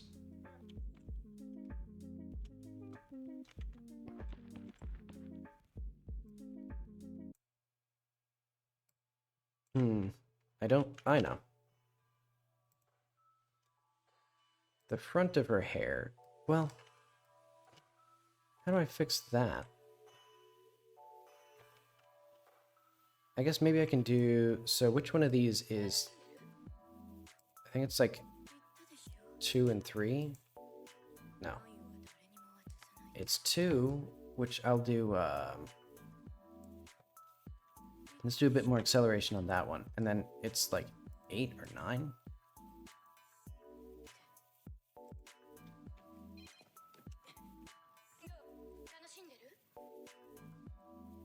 Like, which one is this one?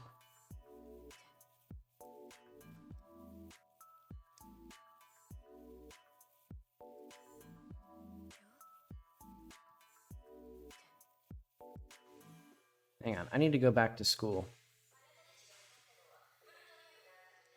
Oh, this is 01. Okay.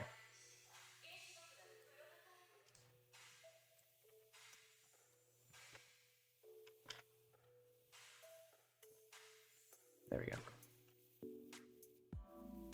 Because I think her hair is clipping through her forehead. And I don't think it looks very good. Well, especially with this color, but that's the fault of the color. And also the UV mapping. Eventually she'll have like actual like normal hair colors.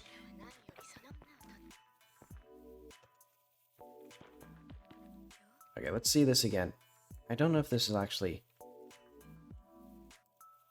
I think the hair is being reset when it's reloaded.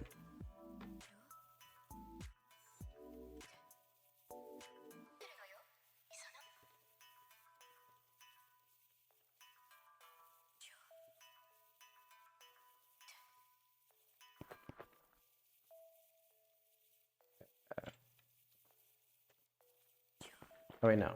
It might not be noticeable. Okay, yeah, it is pretty noticeable, actually. Yeah, that's very noticeable. Okay.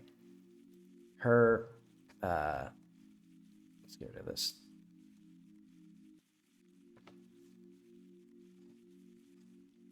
I think this one needs to be significantly less, so let's do like 0.02. Or like, maybe like 0.03 or 3 or something. And then like, yeah, let's keep that at 5. Then I think this one and this one. So is this... Okay, so it's the first two.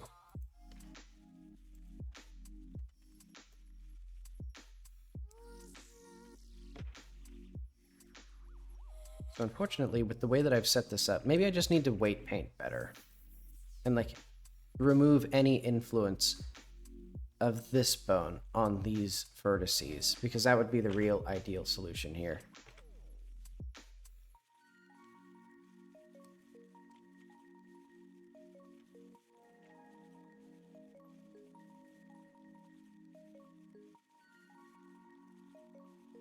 You know what? I just realized it's a great idea.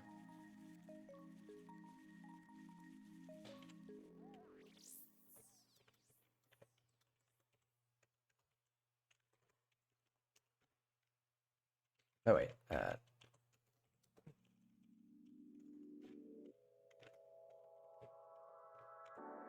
now if I just talk to him, I don't need to type that in the command line.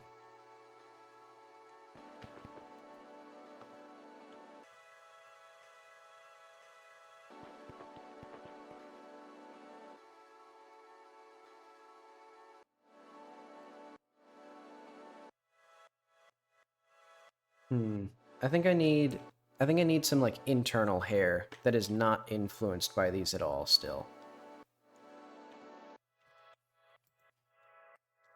Or maybe, yeah, let's just do what I was gonna do. So let's go here. Let's go to weight painting. Yeah, like this. It's like,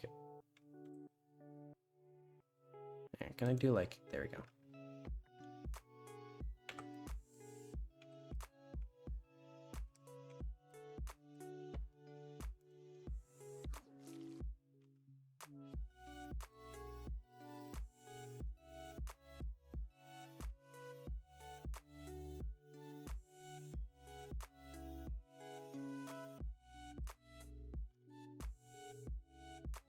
No, can I? Okay, cool.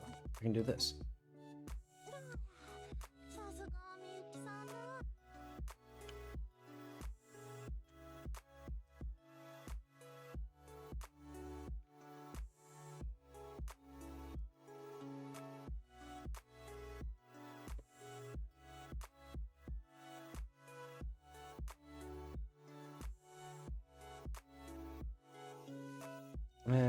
I don't know how to.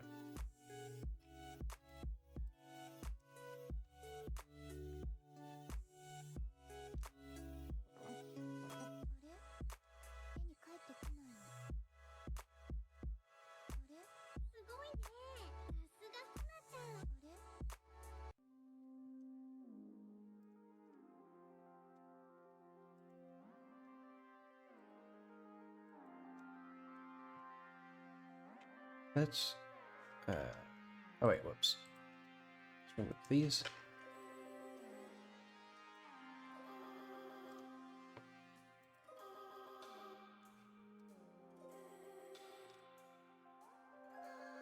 I think that's about right. So yeah, here.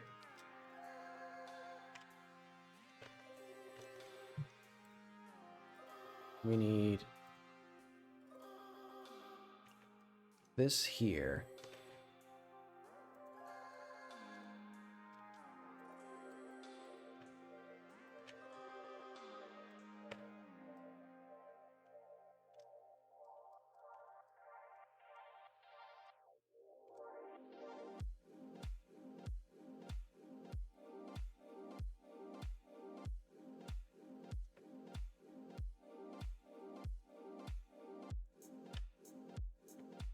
Oh, weird. Okay, I see. It shows all the vertices, even though, like, I can only select, like, some of these. Oh, well.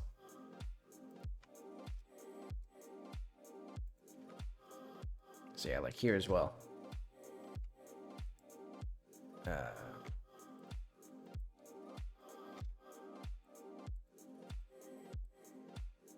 guess that one's fine.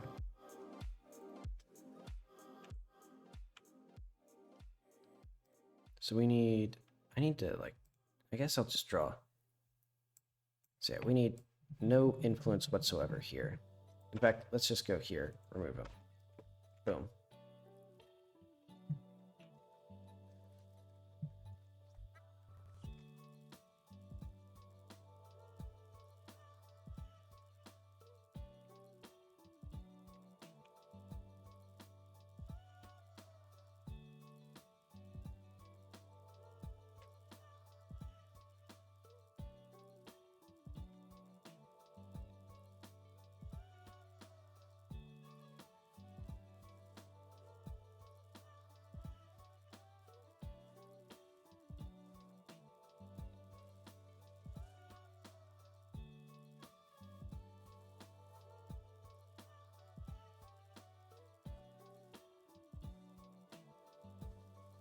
All right, let's see this again. So I'm gonna do. I'm gonna put these back to like 2 or like 1, and like 0.2.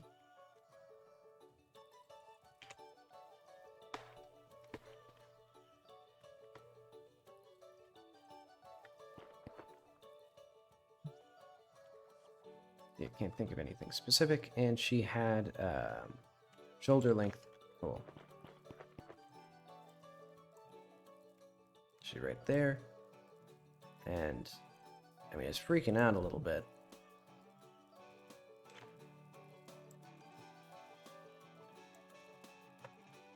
I mean the hair's functioning. Okay.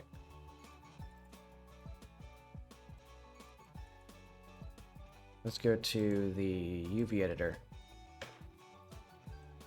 Oh, this is going to be awful. This is going to be terrible.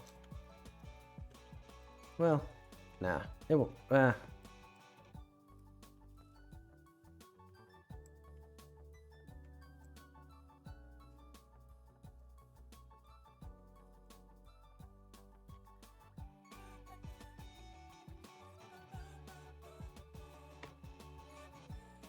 Okay, fine. Let's get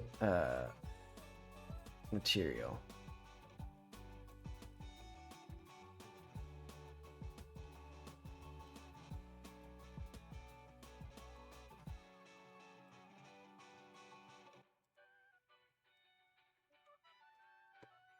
Okay.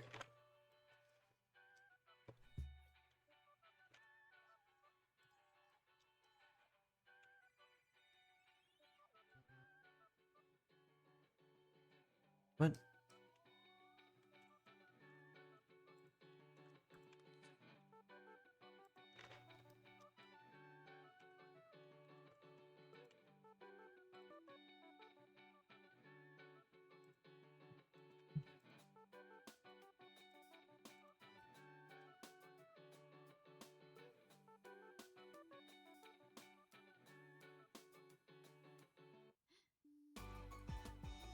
Actually, I don't necessarily need that. What I want is this, so I can do like...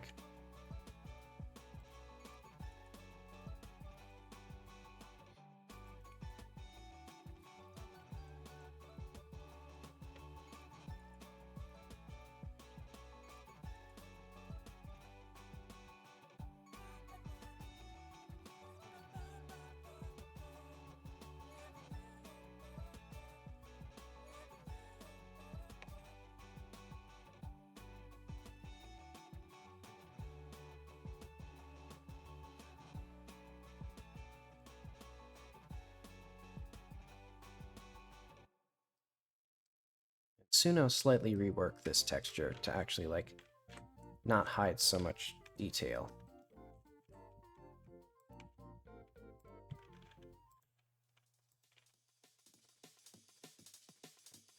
Or, like, not lose so much detail, since it turns white about here and then just stays white, which is, like, I don't know why I set it up like that.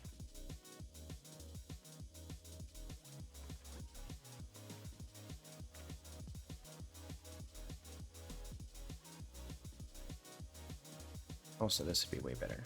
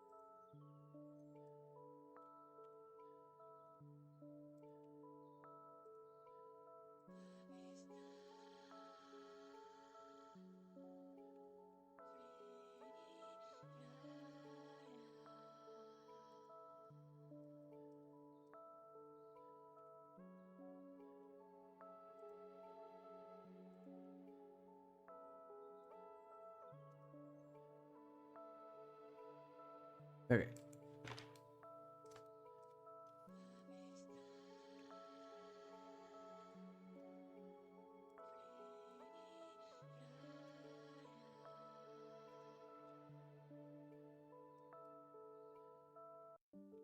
Why is this one so much different?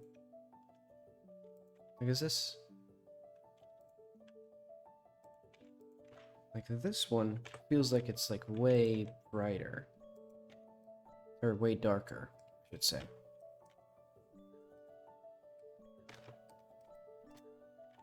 Oh well.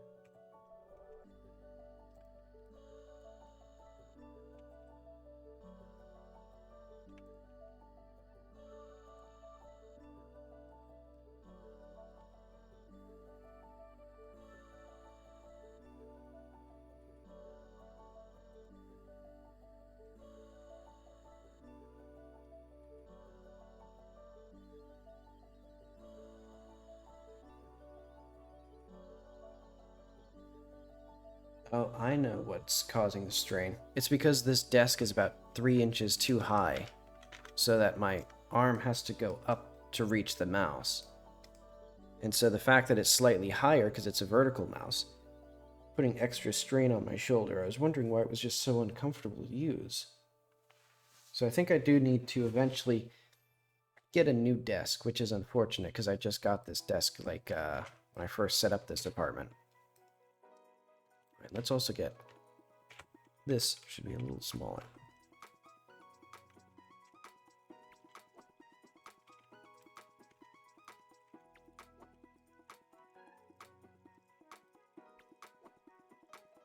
Okay, so that gives me some nice color to choose from. And eventually I'll get like a non-stupid hair color. In fact, what is the material on this?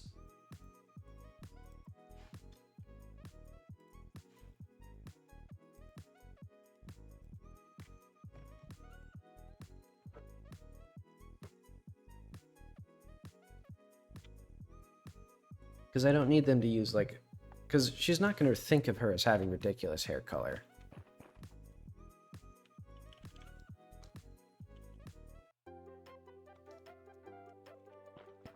Let's see if this looks like anything.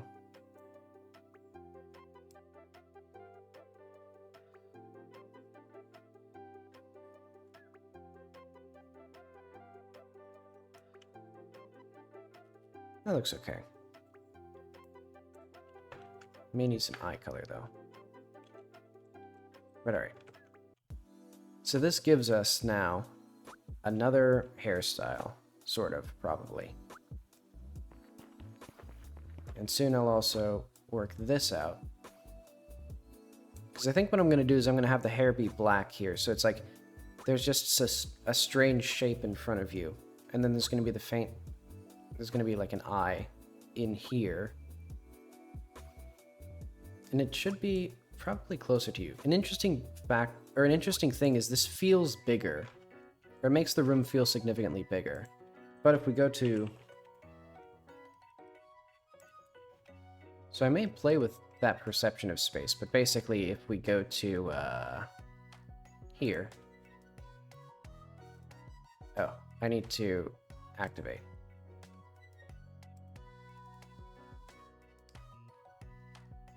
Like, this room sits inside of the other room.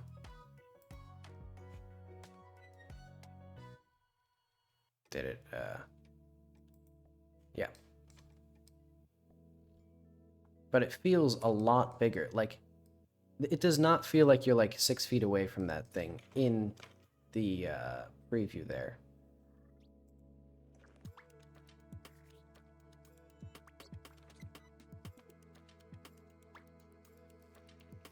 But okay, let's do... So we have that, so let's just get that in. Well, I may want to fiddle with that hair IK some more, but...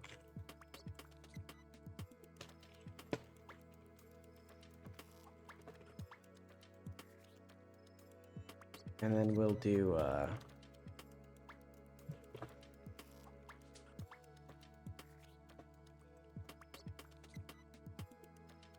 more modeling.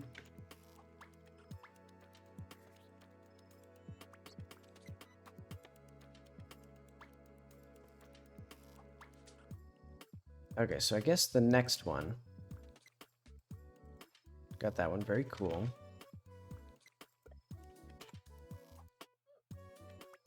Mark it off.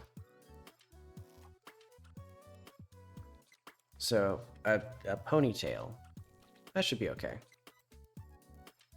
Well, the tricky part will be making sure that it matches different hair shapes. Oh well. I can live with that.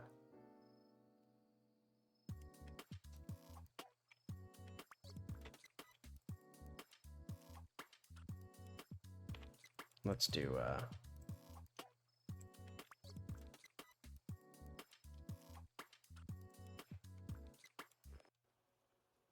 this, no.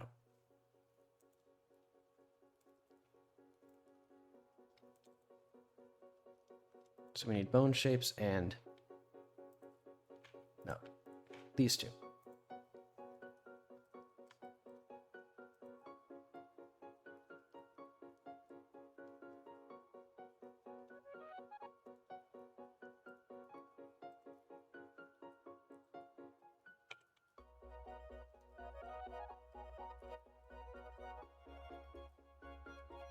Do,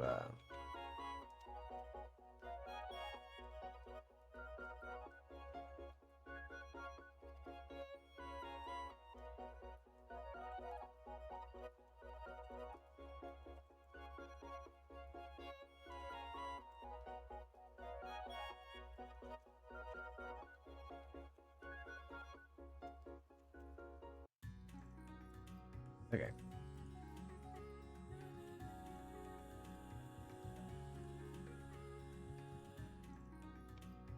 So this one, I'll do my same wonderful trick.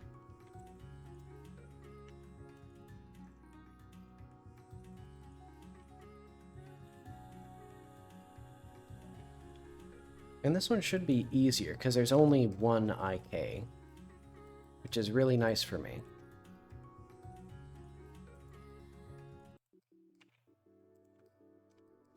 But, actually, it'll be a little bit more tricky, though, to model, because I actually have to care about where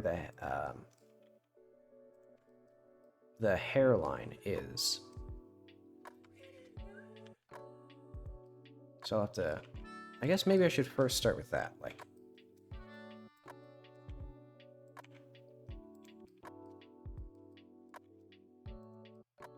So let's just get these little identical little pieces, put them around. Like, this is already, like, way too far forward. Because it's going to eventually be back here with the ear.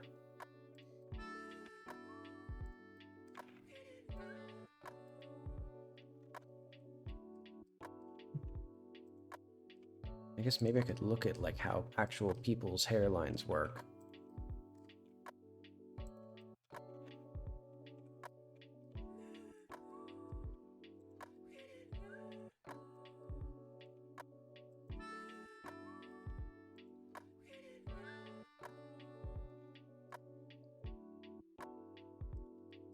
Because otherwise she's going to have, like, a really big forehead if that doesn't go further forward.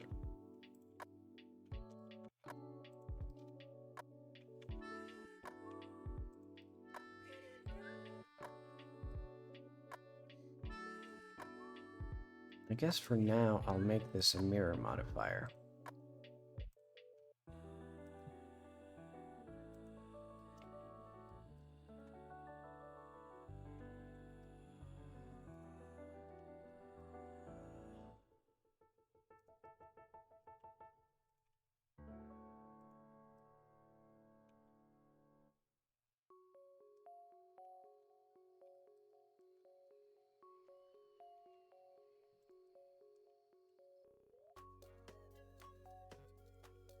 And eventually I'll make this look actually, like, good. Because it'll eventually be, like, hair instead of, like, rows of cheese on a person's head, or, like, curls. Or, like, well, it looks like those things that people have to hold their curls in place when they're getting their hair styled. I don't even know what those are called.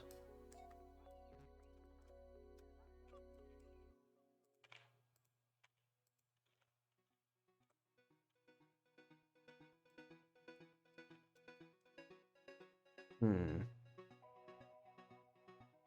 Okay, I think I need to look at people's hairlines.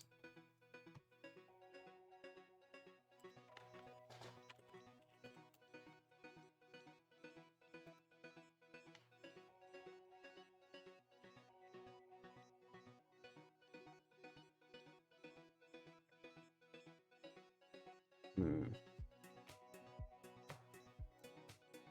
Okay, what I'm seeing is I should probably pull all of these forward. Because the hairline just kind of does that.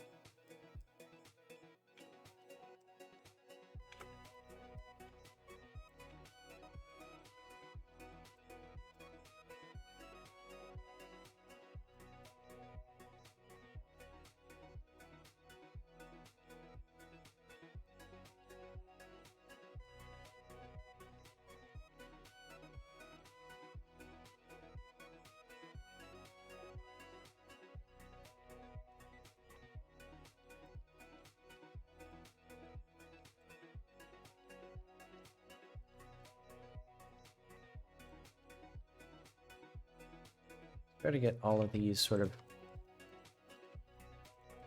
overlapping and not super, like, big. Because this is going to be actually, like,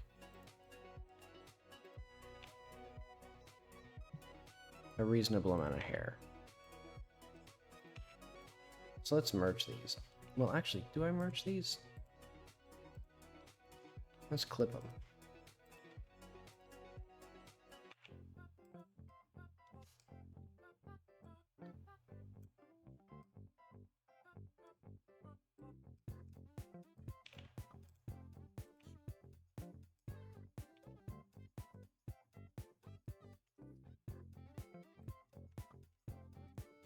Now that I think about it, do I even need, like, multiple things, or am I just going to do, like,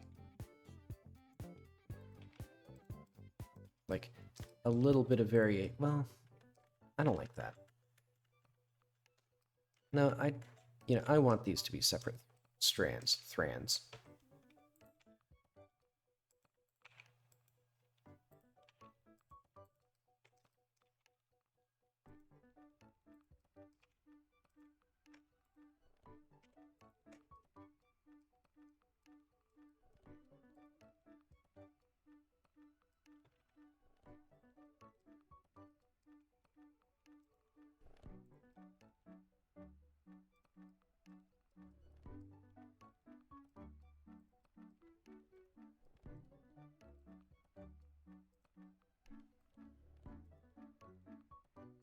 Do, like, woman's hairline?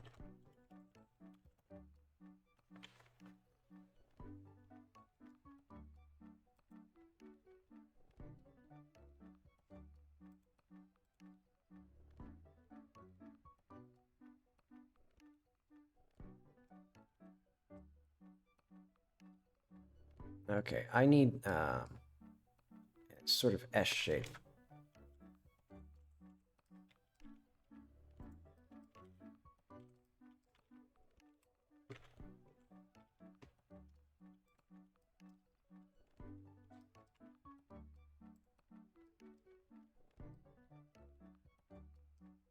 I'm thinking, well, what if I just hang on? I have a great idea. What if I take this? So if I hide this,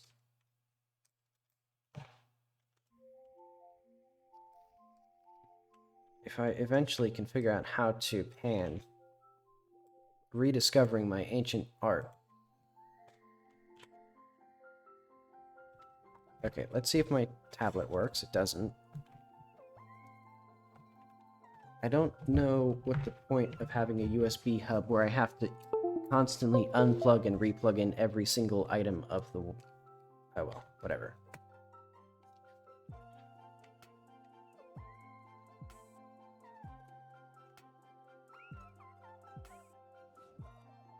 Okay, so I'm gonna have this in here just so that if I want to reduce visual noise, I can simply, like, align this with this little sketch with the head instead of everything else.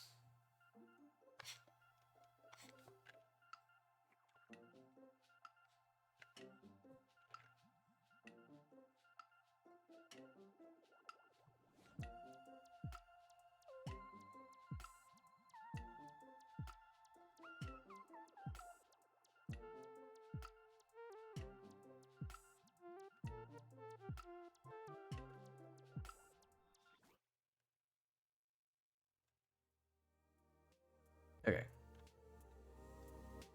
Well, one is her forehead is just too big. Like, her forehead is just really, really enormous here.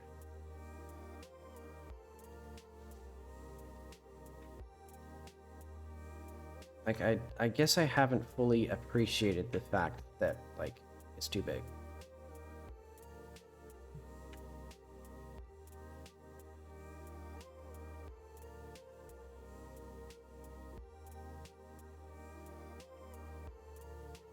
Like, let's see, what could I do here?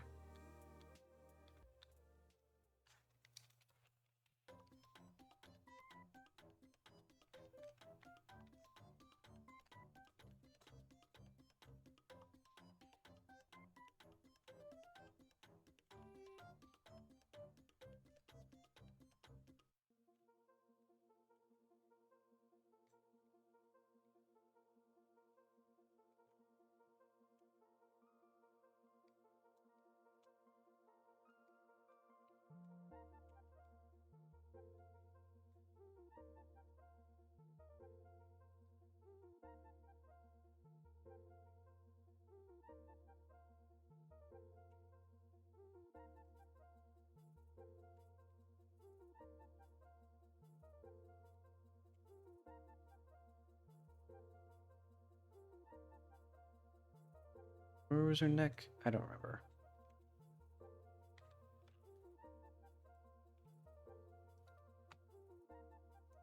Maybe if she had eyebrows in here.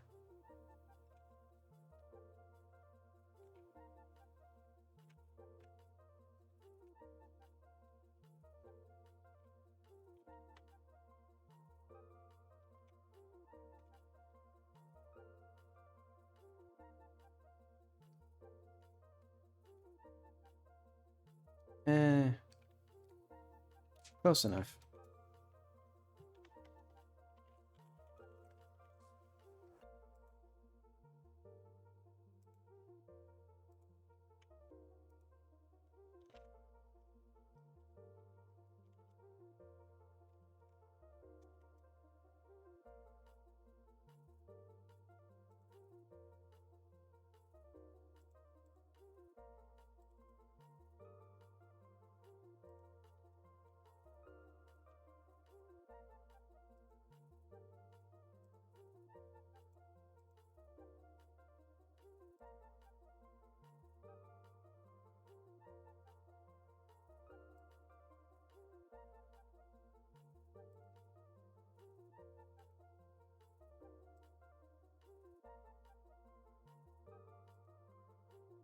Yeah, good enough, basically.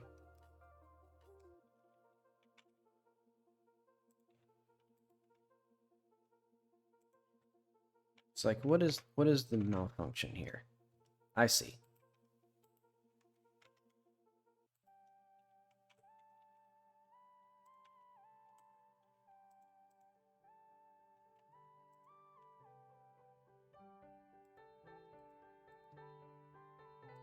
Let's see if I can, like, at least vaguely match what I have here.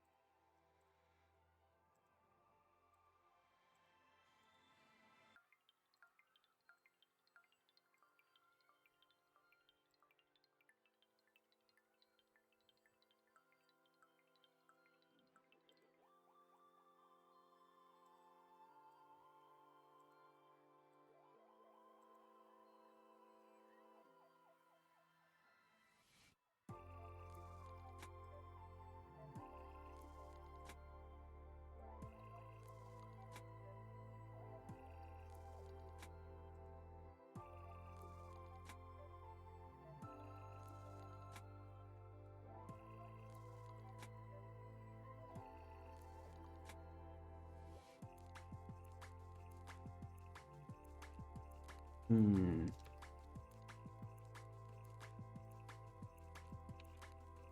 So now if I, like, stitch these together...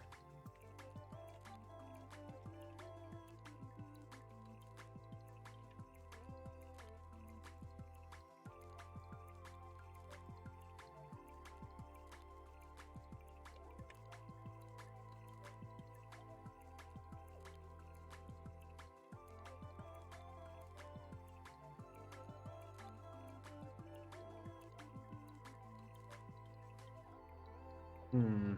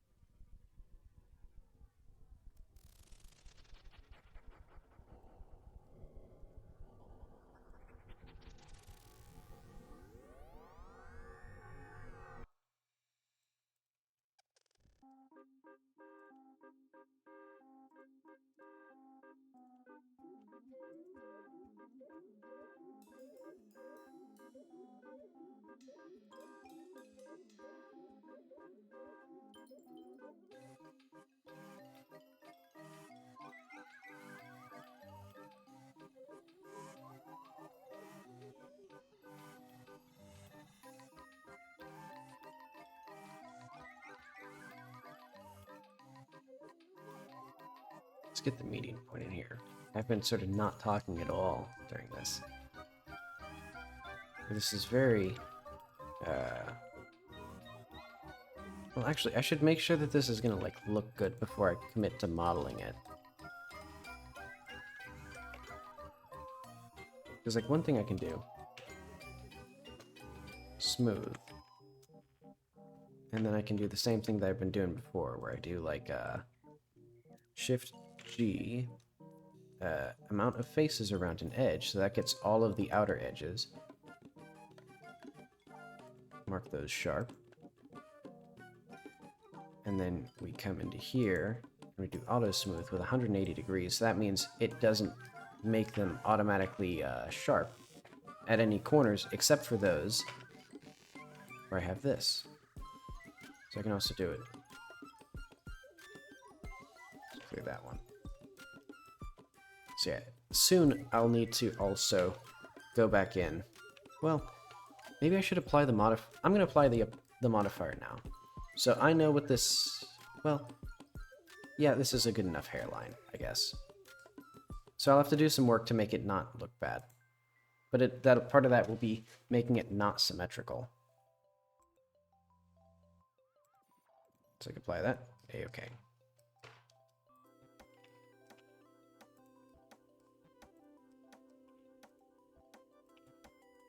So now we just do these completely independently of each other.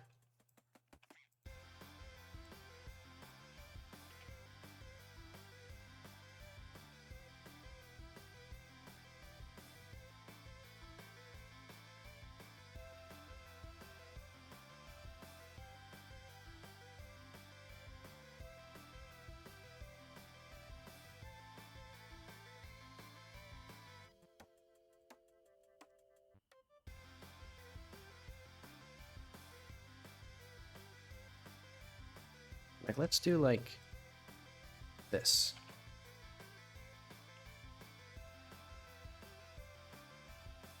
Nope.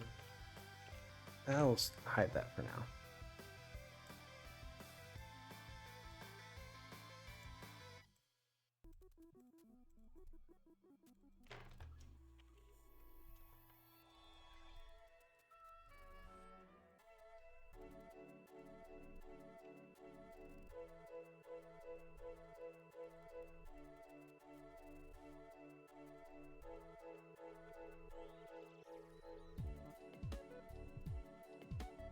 Feels like George Washington hair.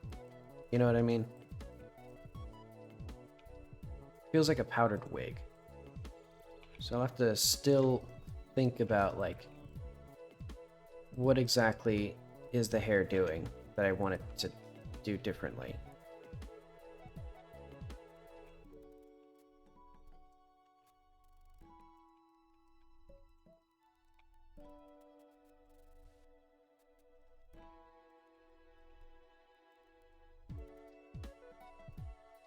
And you know what? The smoothness and flatness is all going to bother me. So let's just shade flat, clear sharp. I'll figure that out later.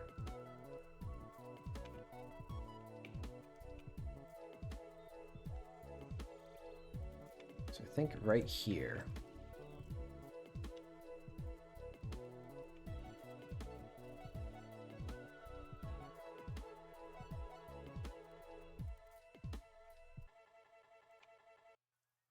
And I think the ponytail will be basically just separate vertices, so that way I can just manually select all of them and say that they're attached to, like, the bone.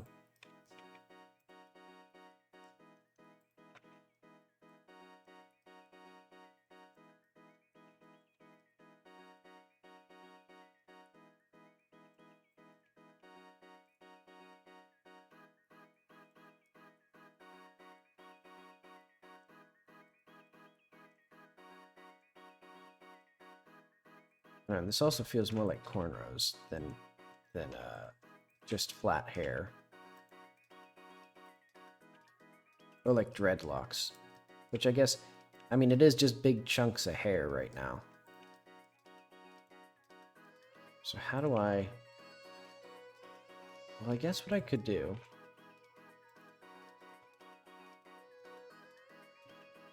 I'll have to figure that out.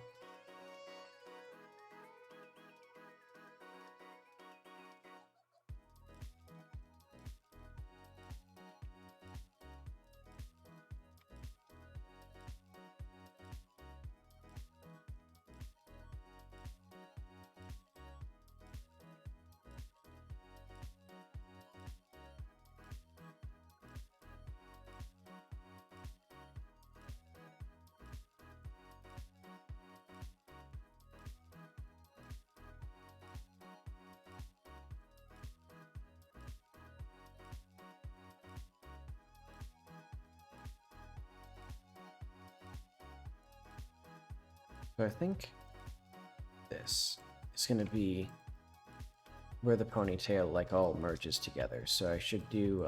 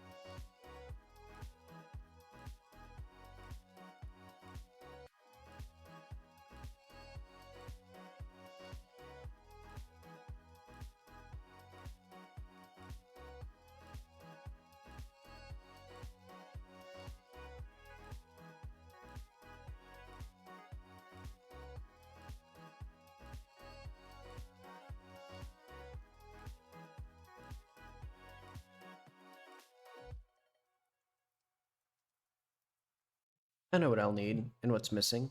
A little bit of hair in the front, like, well, yeah, probably. And also, generally, not all of the hair goes back. It seems like for some ponytails. Actually, let's look at a ponytail.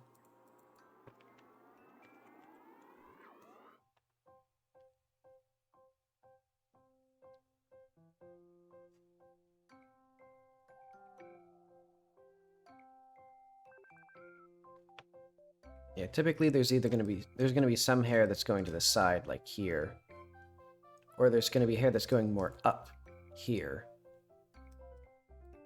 You know, like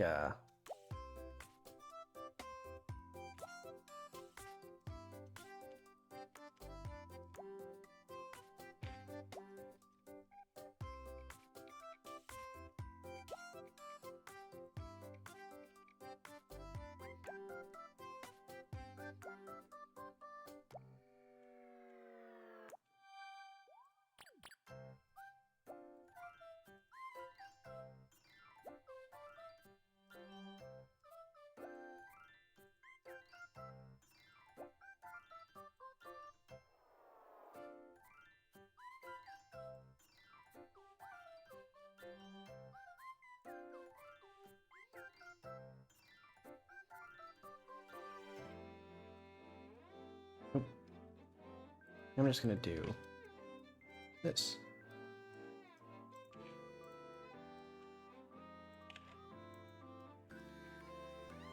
Where am I, like? There I am.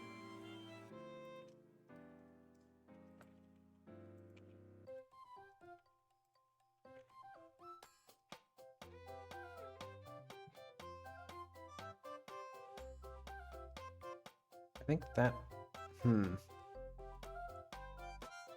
Yeah. I don't like how squared off the hair gets here. So what I think I need to do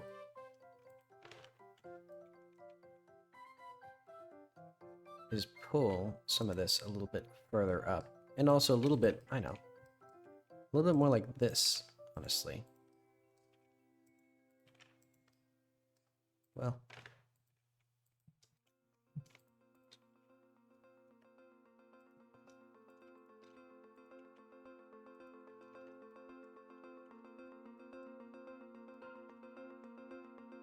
And this needs to go a little bit further in.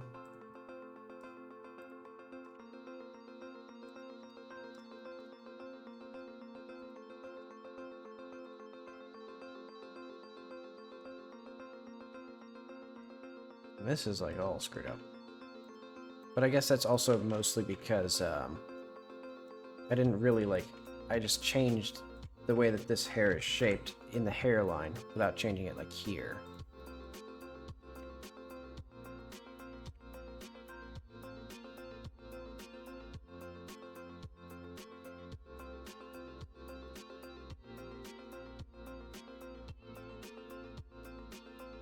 Let's add some new music to this mix.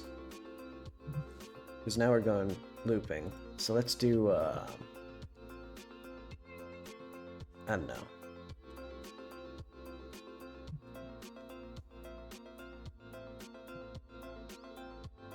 I don't have much more music.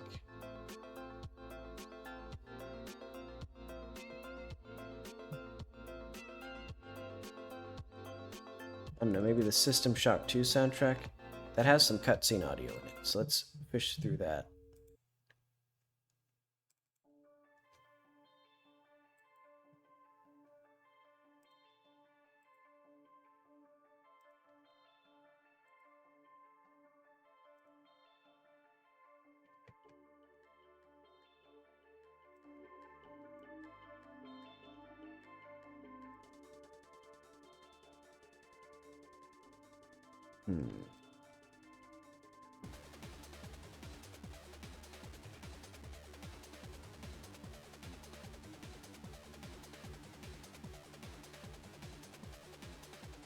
How well is this turning out?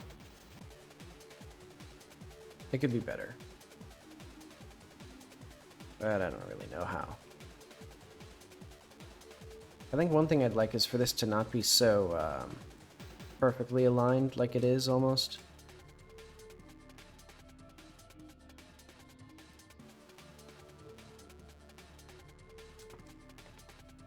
And also, I'm just going to see what it looks like with smooth. Like with no auto smoothing. Like, because that might actually be better. Especially if we do, for this modifier here.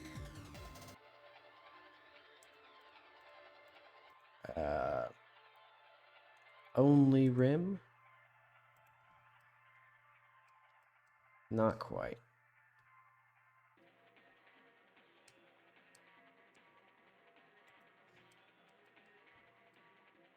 Okay, actually that is exactly what I want. So yeah, so now there's no back faces to those, so that way it won't mess that up. And let's see what this would look like with like a reddish color, so like a darker color.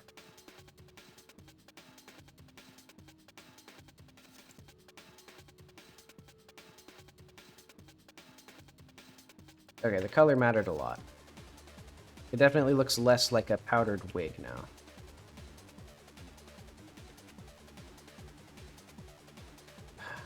Is it Shift-Alt-Z?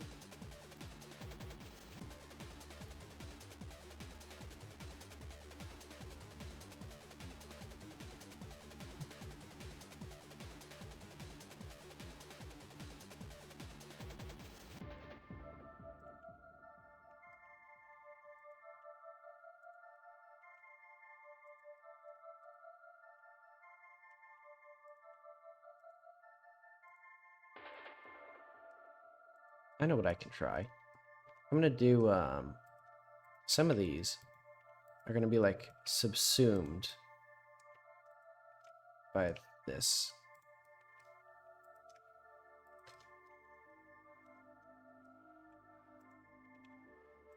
Oh, and this one's actually gonna go upward into here.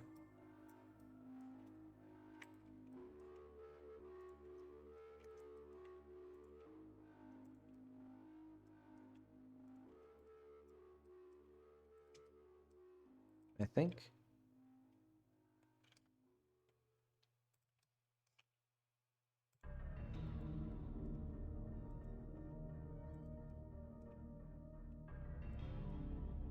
You know, my big question is, why did I choose this one?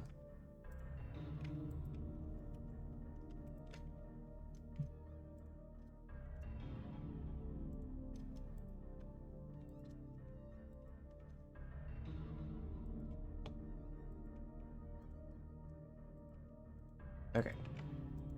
This thread, strand, whatever it is, goes up there. This one will go into this, so if we do that.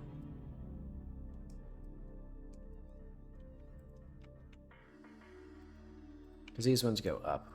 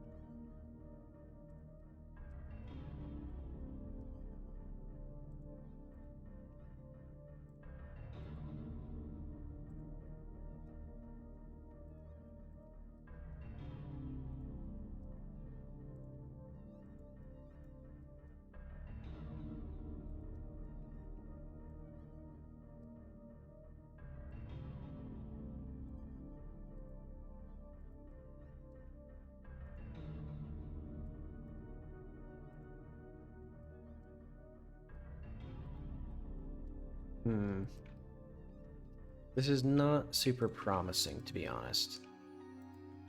But I'll just keep going with it and accept whatever, you know, accept the cards as they land. That's what the saying is.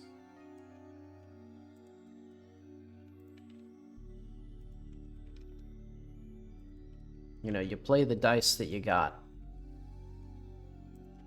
And you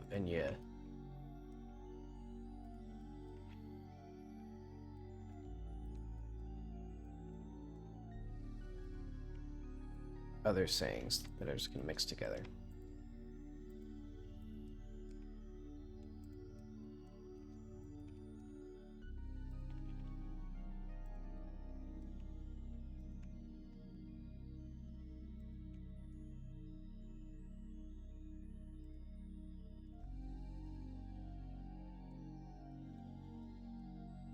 Okay, because the big issue is these are so uniform that it makes it difficult for them to feel like anything other than like dreadlocks or cornrows or something where it's like very uniform segments of hair. And I want it to be more not that. Now that I'm thinking about it, I could do something like dreadlocks. But I don't know if Jackie's mom would have dreadlocks or like where she would get that idea.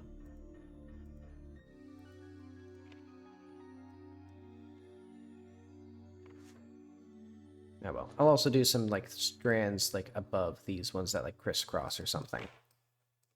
Because that's another thing. I'm only doing like hair does not have just one level.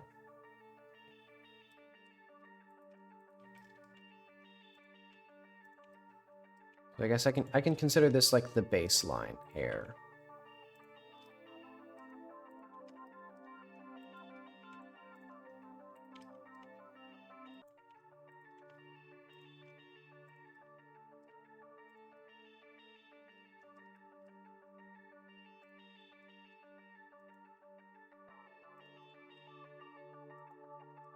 Let's just get some of these, like, in here, though.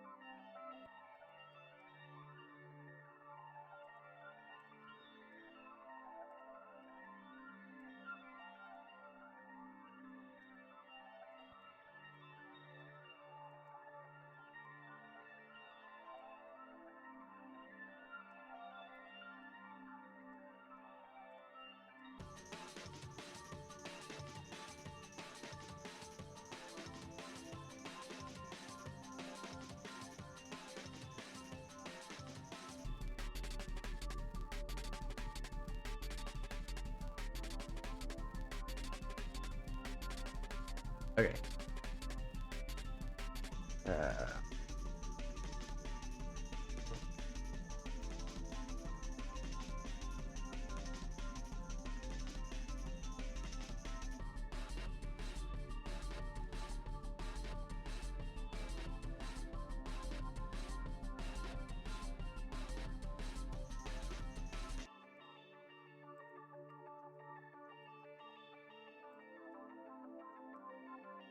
I guess I'll just use the head geometry to make this look more interesting, maybe.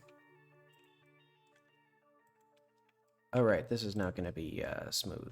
Or, like, flat? Or, yeah, flat shaded.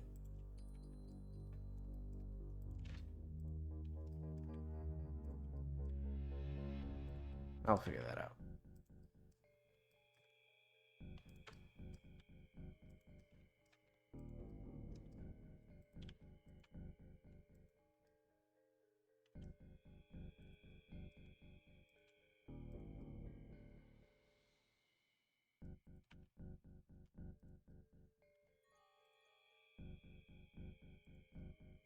Let's just throw this in here, slap this together, see if this works. Because it's also the back of the head, and the character, like, the player probably doesn't even see the back of her head.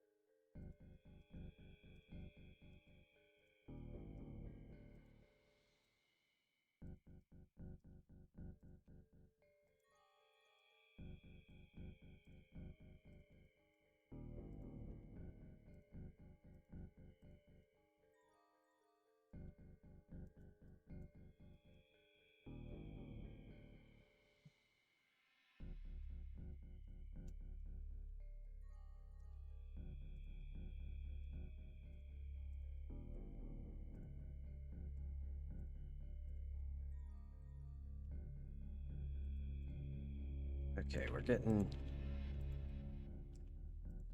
pretty close to getting the overall shape of this hair. Or at least this little bit of the hair.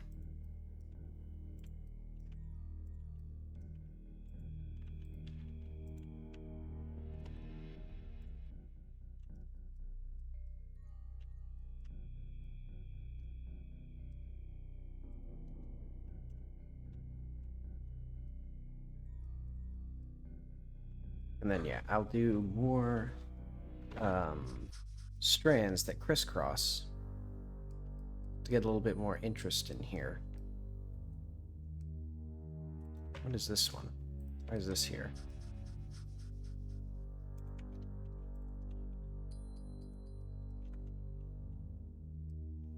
Yeah, good enough.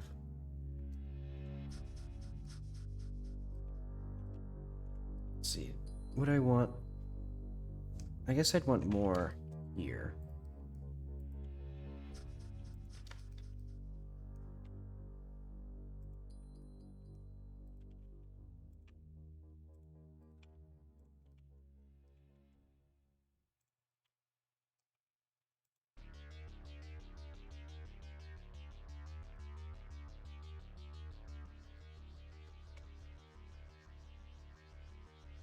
So let's do, I guess, a cylinder.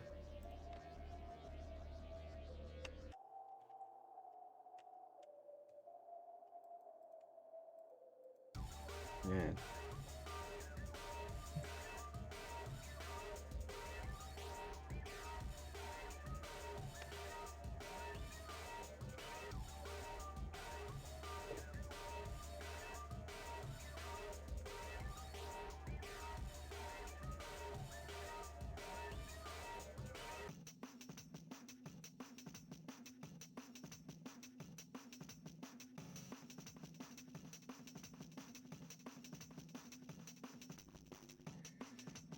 Hmm.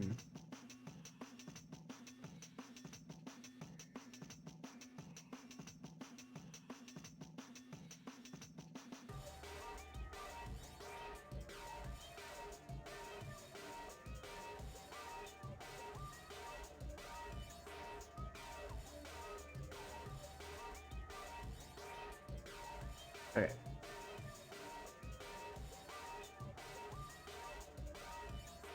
Oh wait, this doesn't... Okay, I don't need this. Yeah, there we go. Because it's solidified.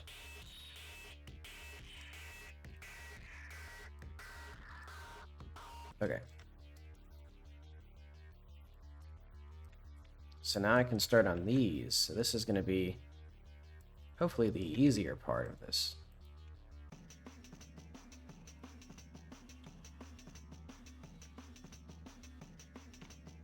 Okay, let's do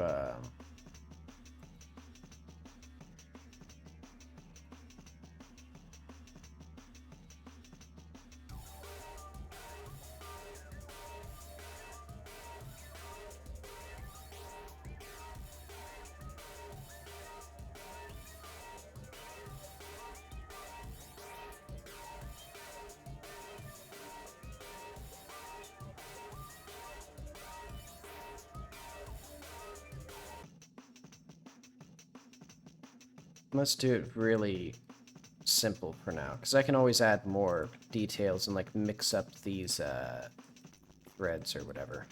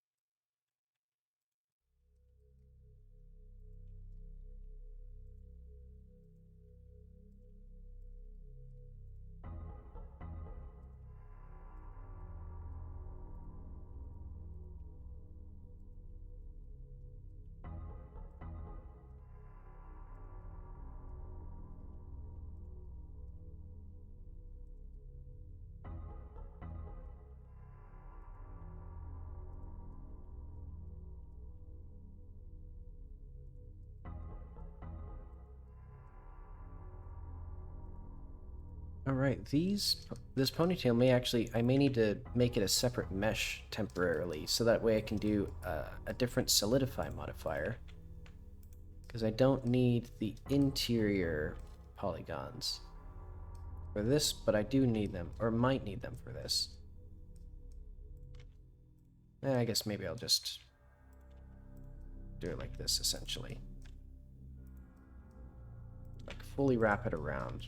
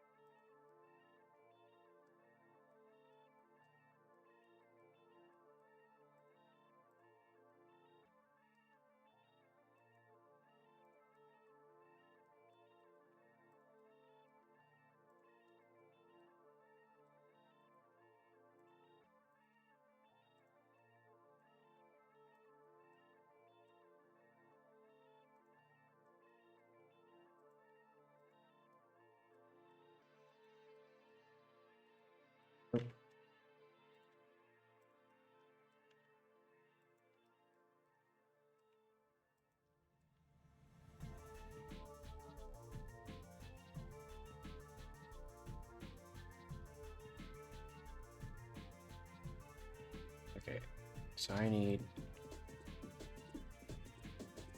don't need this anymore. Let's hide that though.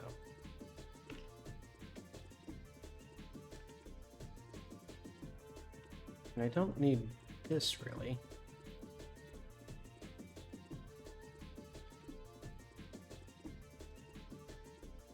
Let's just see if I can get this, like, interpolating nicely.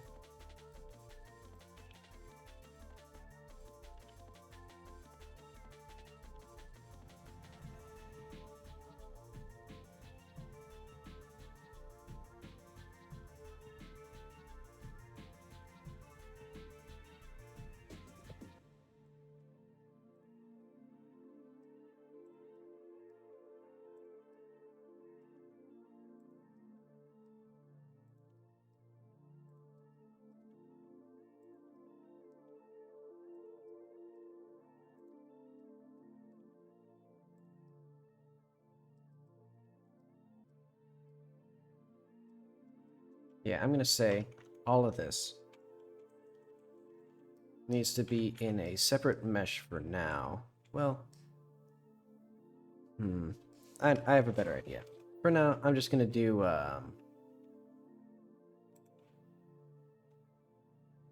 this.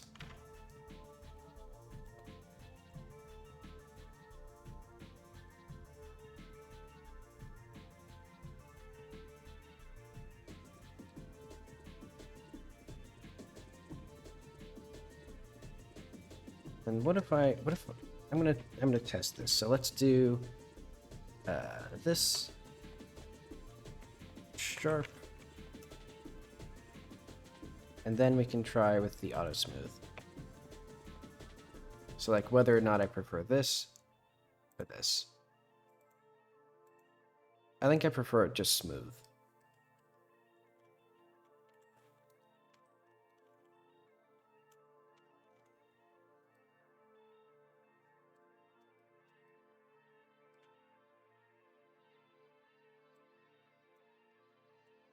Okay, so now I need, oh,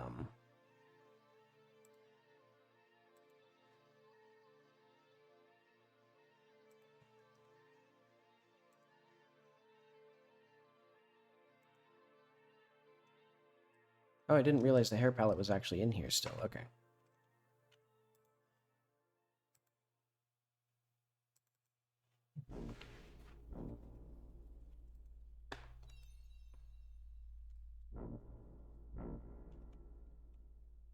Well. Oh, excuse me, jeez. That's gross.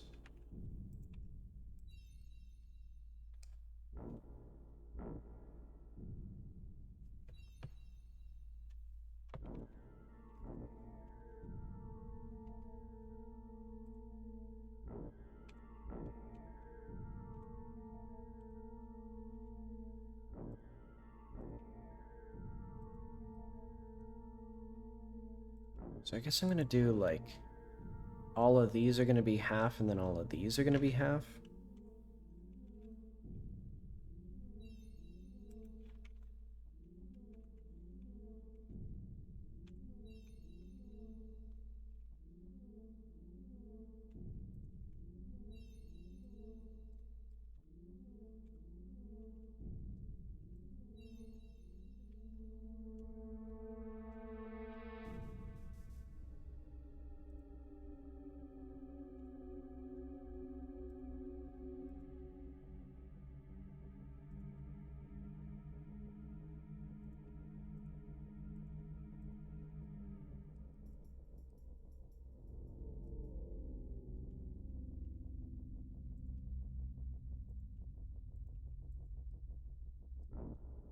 Actually, now that I think about it, this would be even less than half, because this is going to be, like, mixing in with more root color, because it's going to be all of the hair, like, a little bit here, and then more and more and more roots.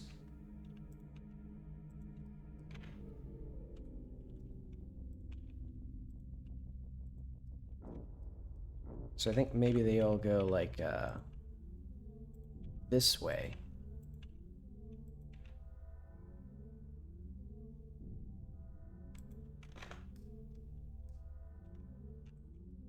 So that way they have more hair, like, more dynamic hair color, but still staying dark for longer.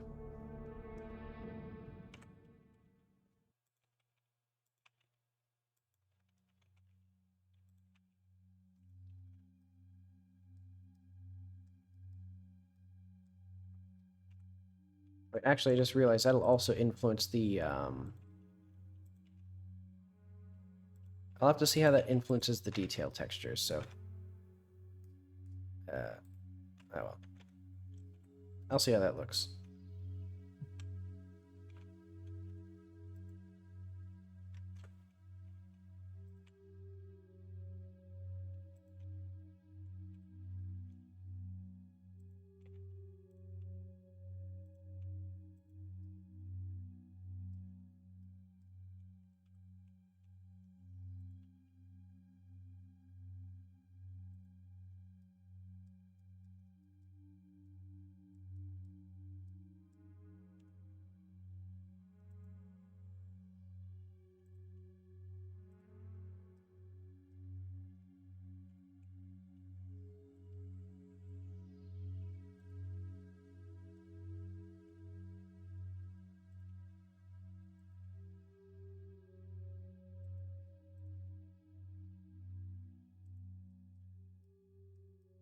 Okay.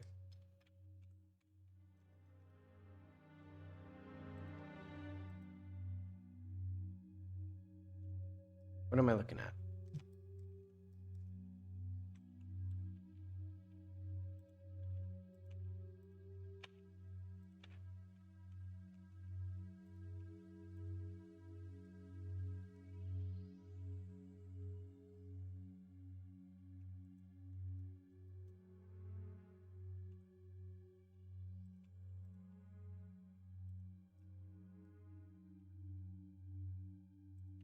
Actually, these might even be... So these could go a little bit further, because there's still, like... There's still hair that's directly from the roots right here going in. So this could still have more root color than I'm putting in here. And then it could have a more dramatic gradient. So that way this is mostly root color. And this has a bigger gradient.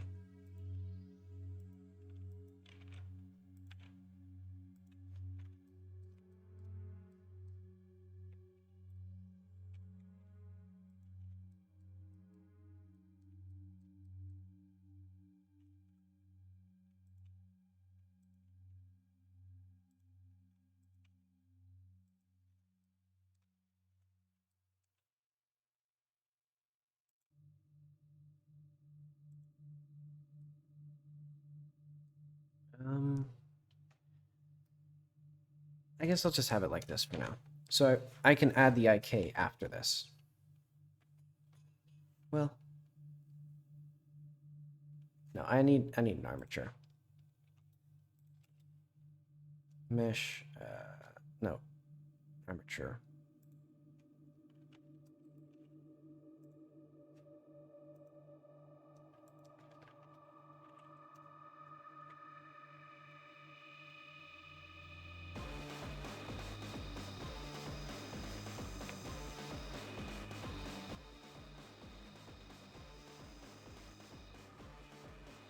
How do I get... There we go.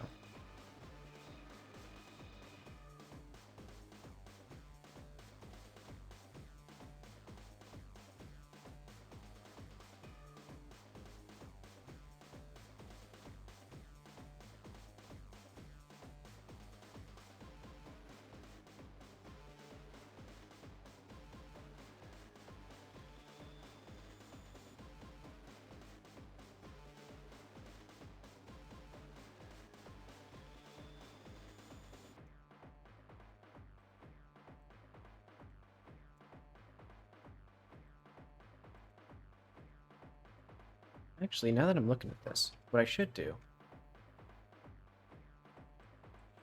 is I should actually get these and pull them up a little bit more. So like, no, I don't like that. I'll just have this have lower gravity, because I was gonna say I should have made the ponytail actually sticking straight back and then had the gravity naturally deform it, but I'll just have low gravity on the ponytail so that way I can control it through modeling. But okay, so let's do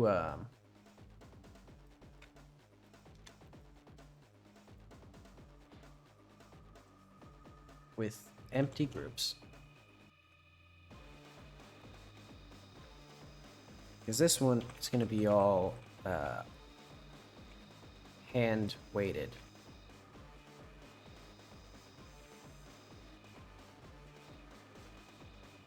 Because I have some simple rules that I can do.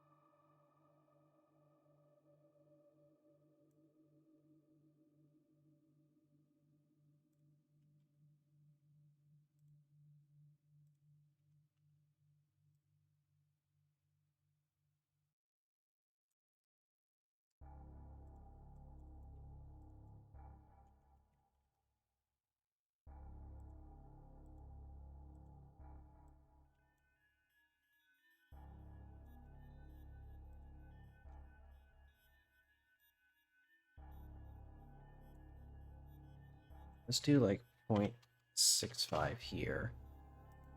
And then 0.35 here. And then the rest of these are all hair 3.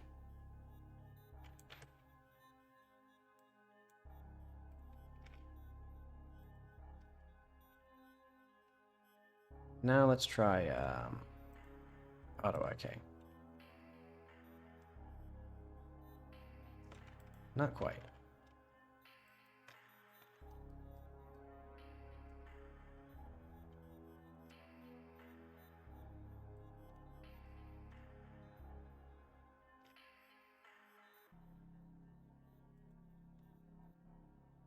let's do like a 0.5 here for this.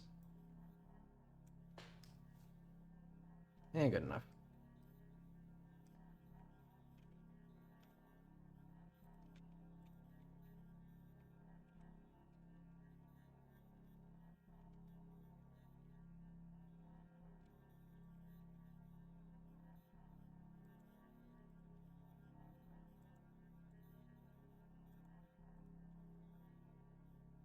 Hmm.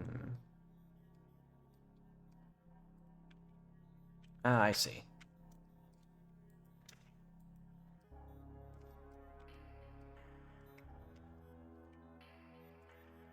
So this one here should probably be attached here.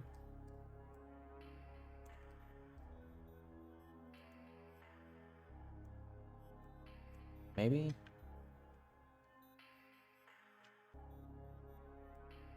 Is this gonna do anything? Hello?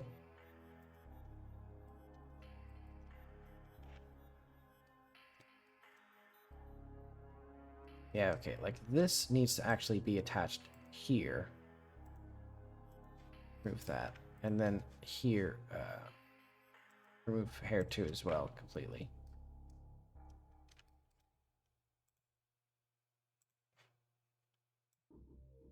So can I like click and like paint this? I think eventually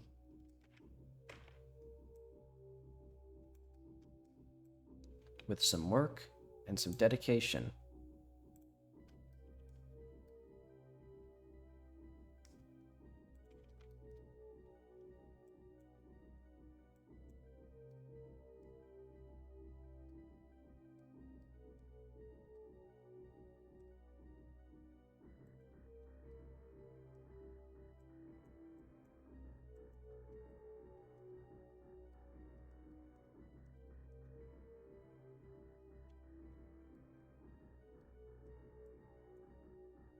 Can I like... There we go. Maybe?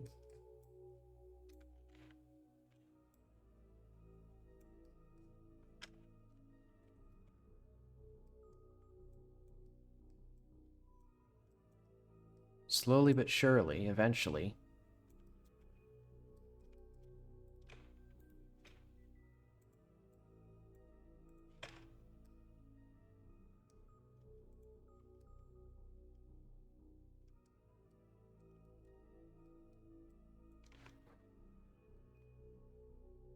Let's just remove that for now.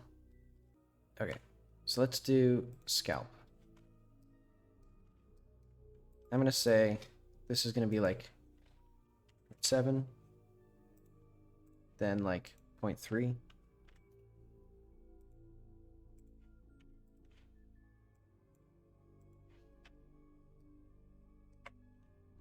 Now let's do like point. Let's just, I guess, just assign that there, maybe.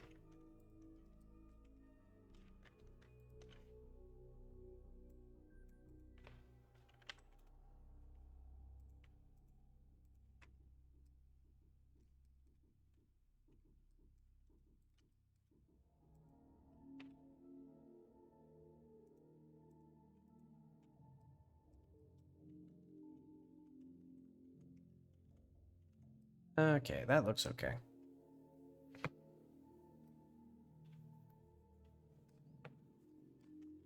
So now we have a ponytail, and it flips and flops and deforms, and it looks almost like it's supposed to do.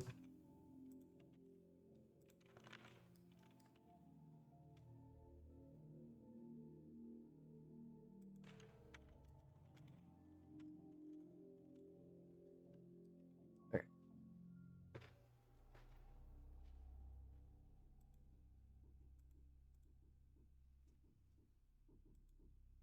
This is going to be just ponytail.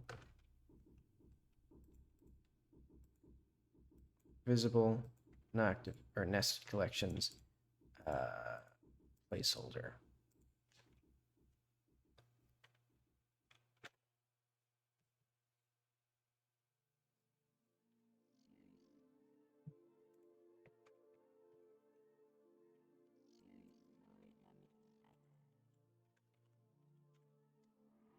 Did it like export? None type has no attribute. Oh, god damn it. Okay, fine.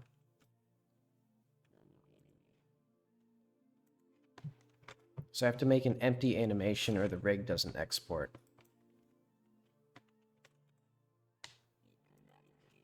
Okay. And this one should be easy to make, oh wait.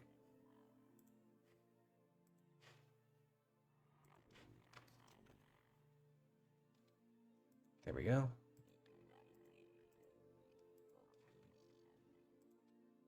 So I can do a,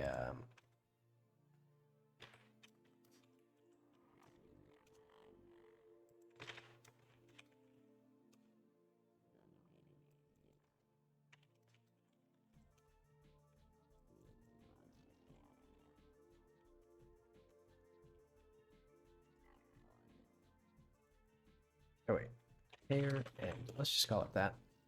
So this will attach to the hair, and we will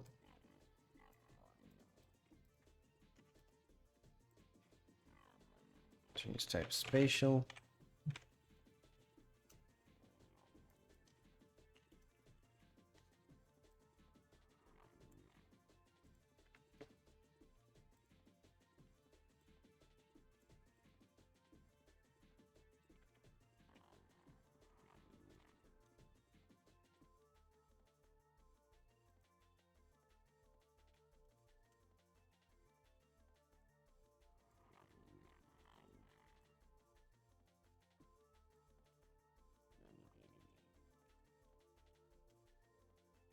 Okay, so our root bone, I guess, is going to be the hair one. Oh, wait, scalp maybe? And the target's going to be the hair end. Wait, no, I think it is hair one. And then our target is going to be the end node. And we're going to have a gravity of like 1 or like 2 or something. I guess 1 or like 0.5. And we'll have a max distance of like 0.1 or something. Let's do like 0.2 even.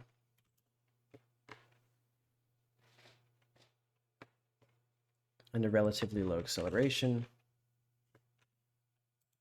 And hair IK here.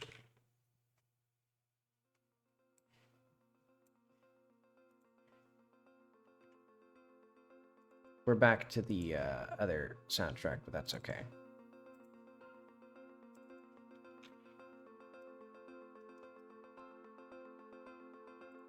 That, and then we'll do ponytail.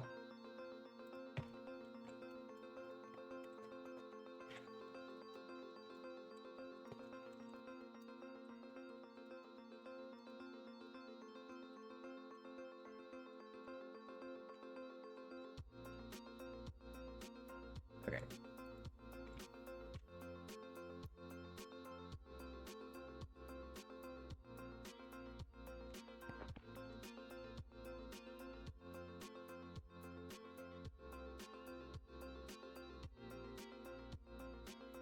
And let's do black eyes.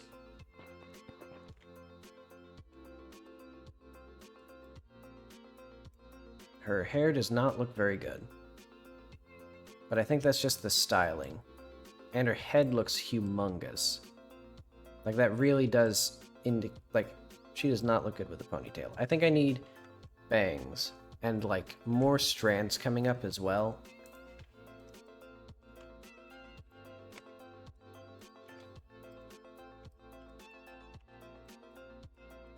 As I mentioned before that, like, so let's unhide this. Hide that.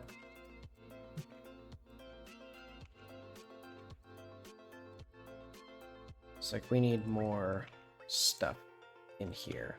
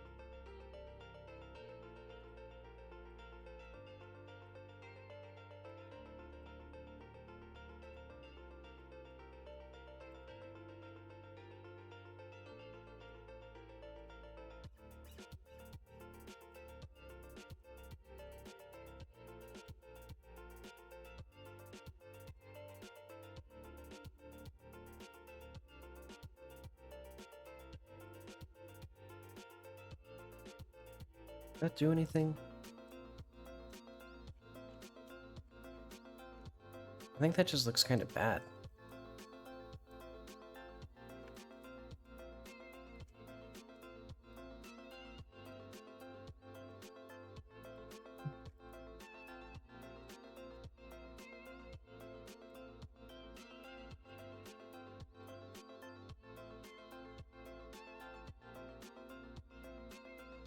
Okay. Well, that's fine.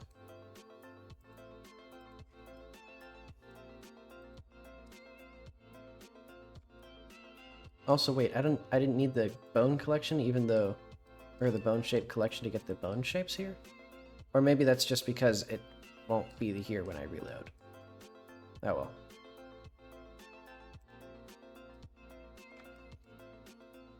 Okay, so I need to think about what I actually want. Because I think the real solution is that I should just make her forehead smaller. But that's going to be a big production now that I've already committed to it. Also, her forehead just looks bad. It's like badly modeled.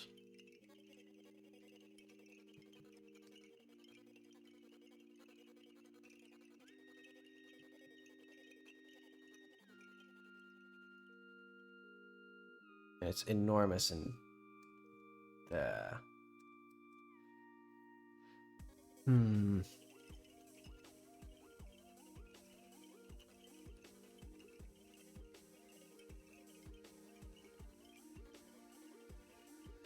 Yeah, I think if I want...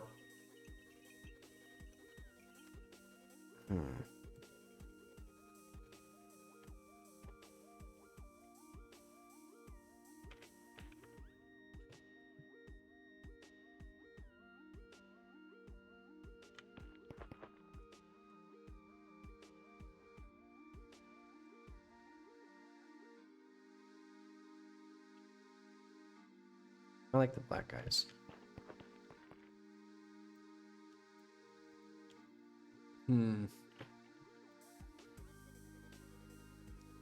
But what do I want here?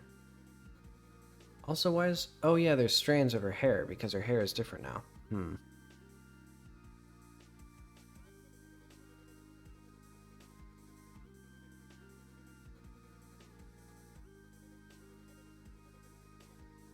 Yeah, her hair...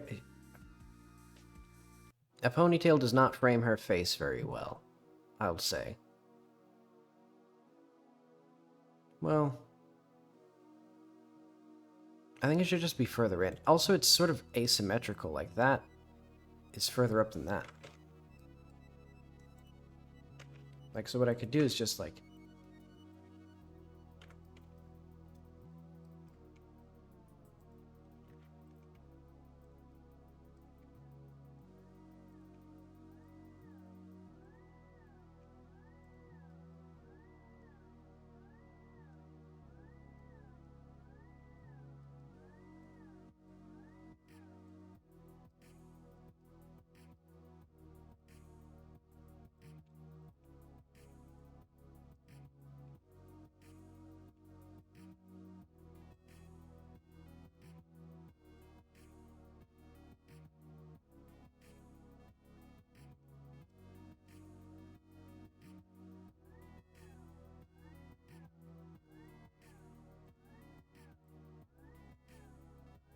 Maybe I'll just square off this hairline. Yuck. And yeah, okay. This is the issue. Here. This hair. Right here. Needs to be further in. Further forward.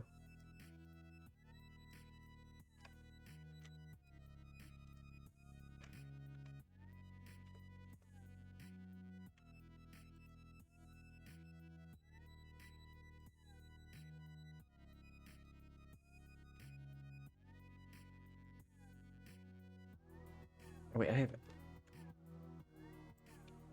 Why on earth would I ever want O enabled for the, Miss. Okay.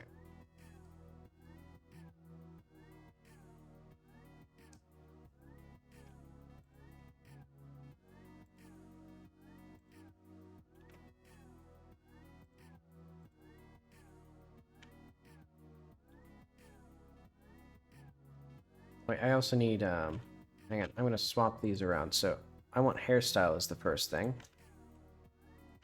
And then I want eyes, so that way I can get the, face shape. Because with the shaded eyes, it's hard to tell what's what.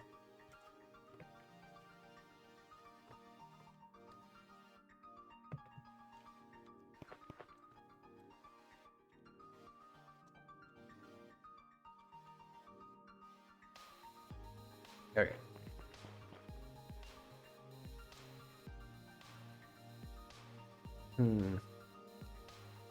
Well, I think she just has a really big forehead. You know, she's sort of a Code Lyoko kind of character. I'm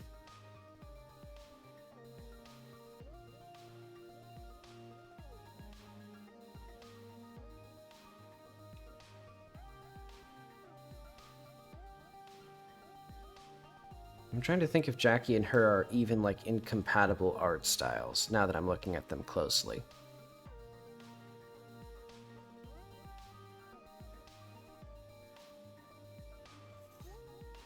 Nah, it's probably fine. Because eventually I think I'm probably going to swap out Jackie's eyes for a similar material to these, where there's just a painted on iris, so that way I can move them and have them mirrored, or have them, like, properly lit, because right now it's just these little dots, which are symmetrical, and it looks dumb. I mean, I guess I could just apply the modifier.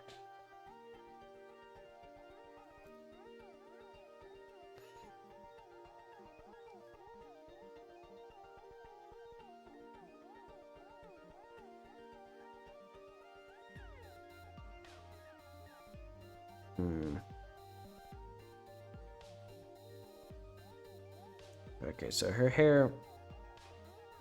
Well... I think actually, now that I'm looking at this, I think all of her...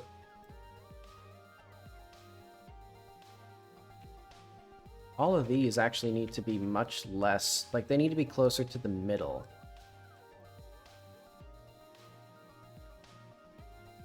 For the hair color to, like, make sense, because this is, you know, it's meant to be the root color. But...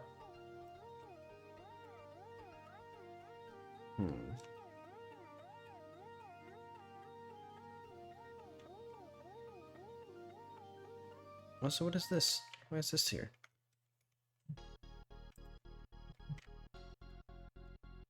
Okay, hang on. I'm just gonna move these down. And move this to, like, a more reasonable spot.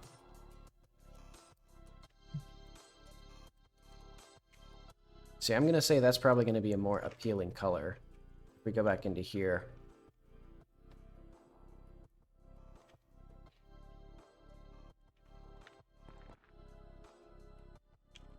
Ponytail. Good.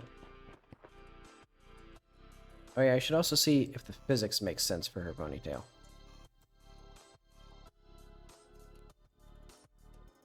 It seems fine.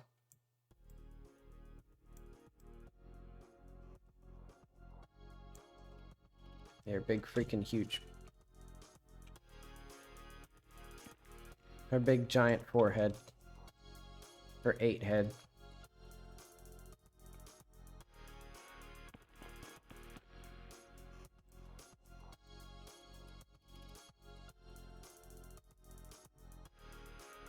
Yeah. I think this looks better. She has the,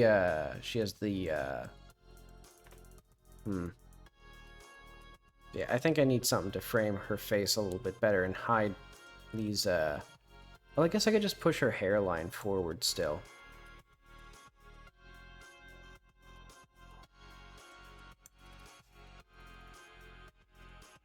And also I need to, I think, push her cheeks out a bit. But okay, let's add all this.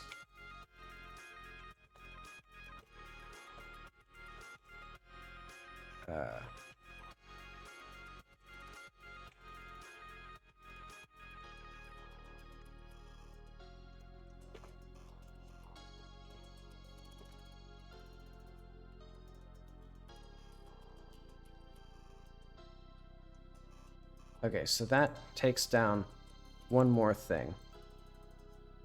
So now I have the unenviable task of designing big fluffy pants that look good. And shirt that looks good.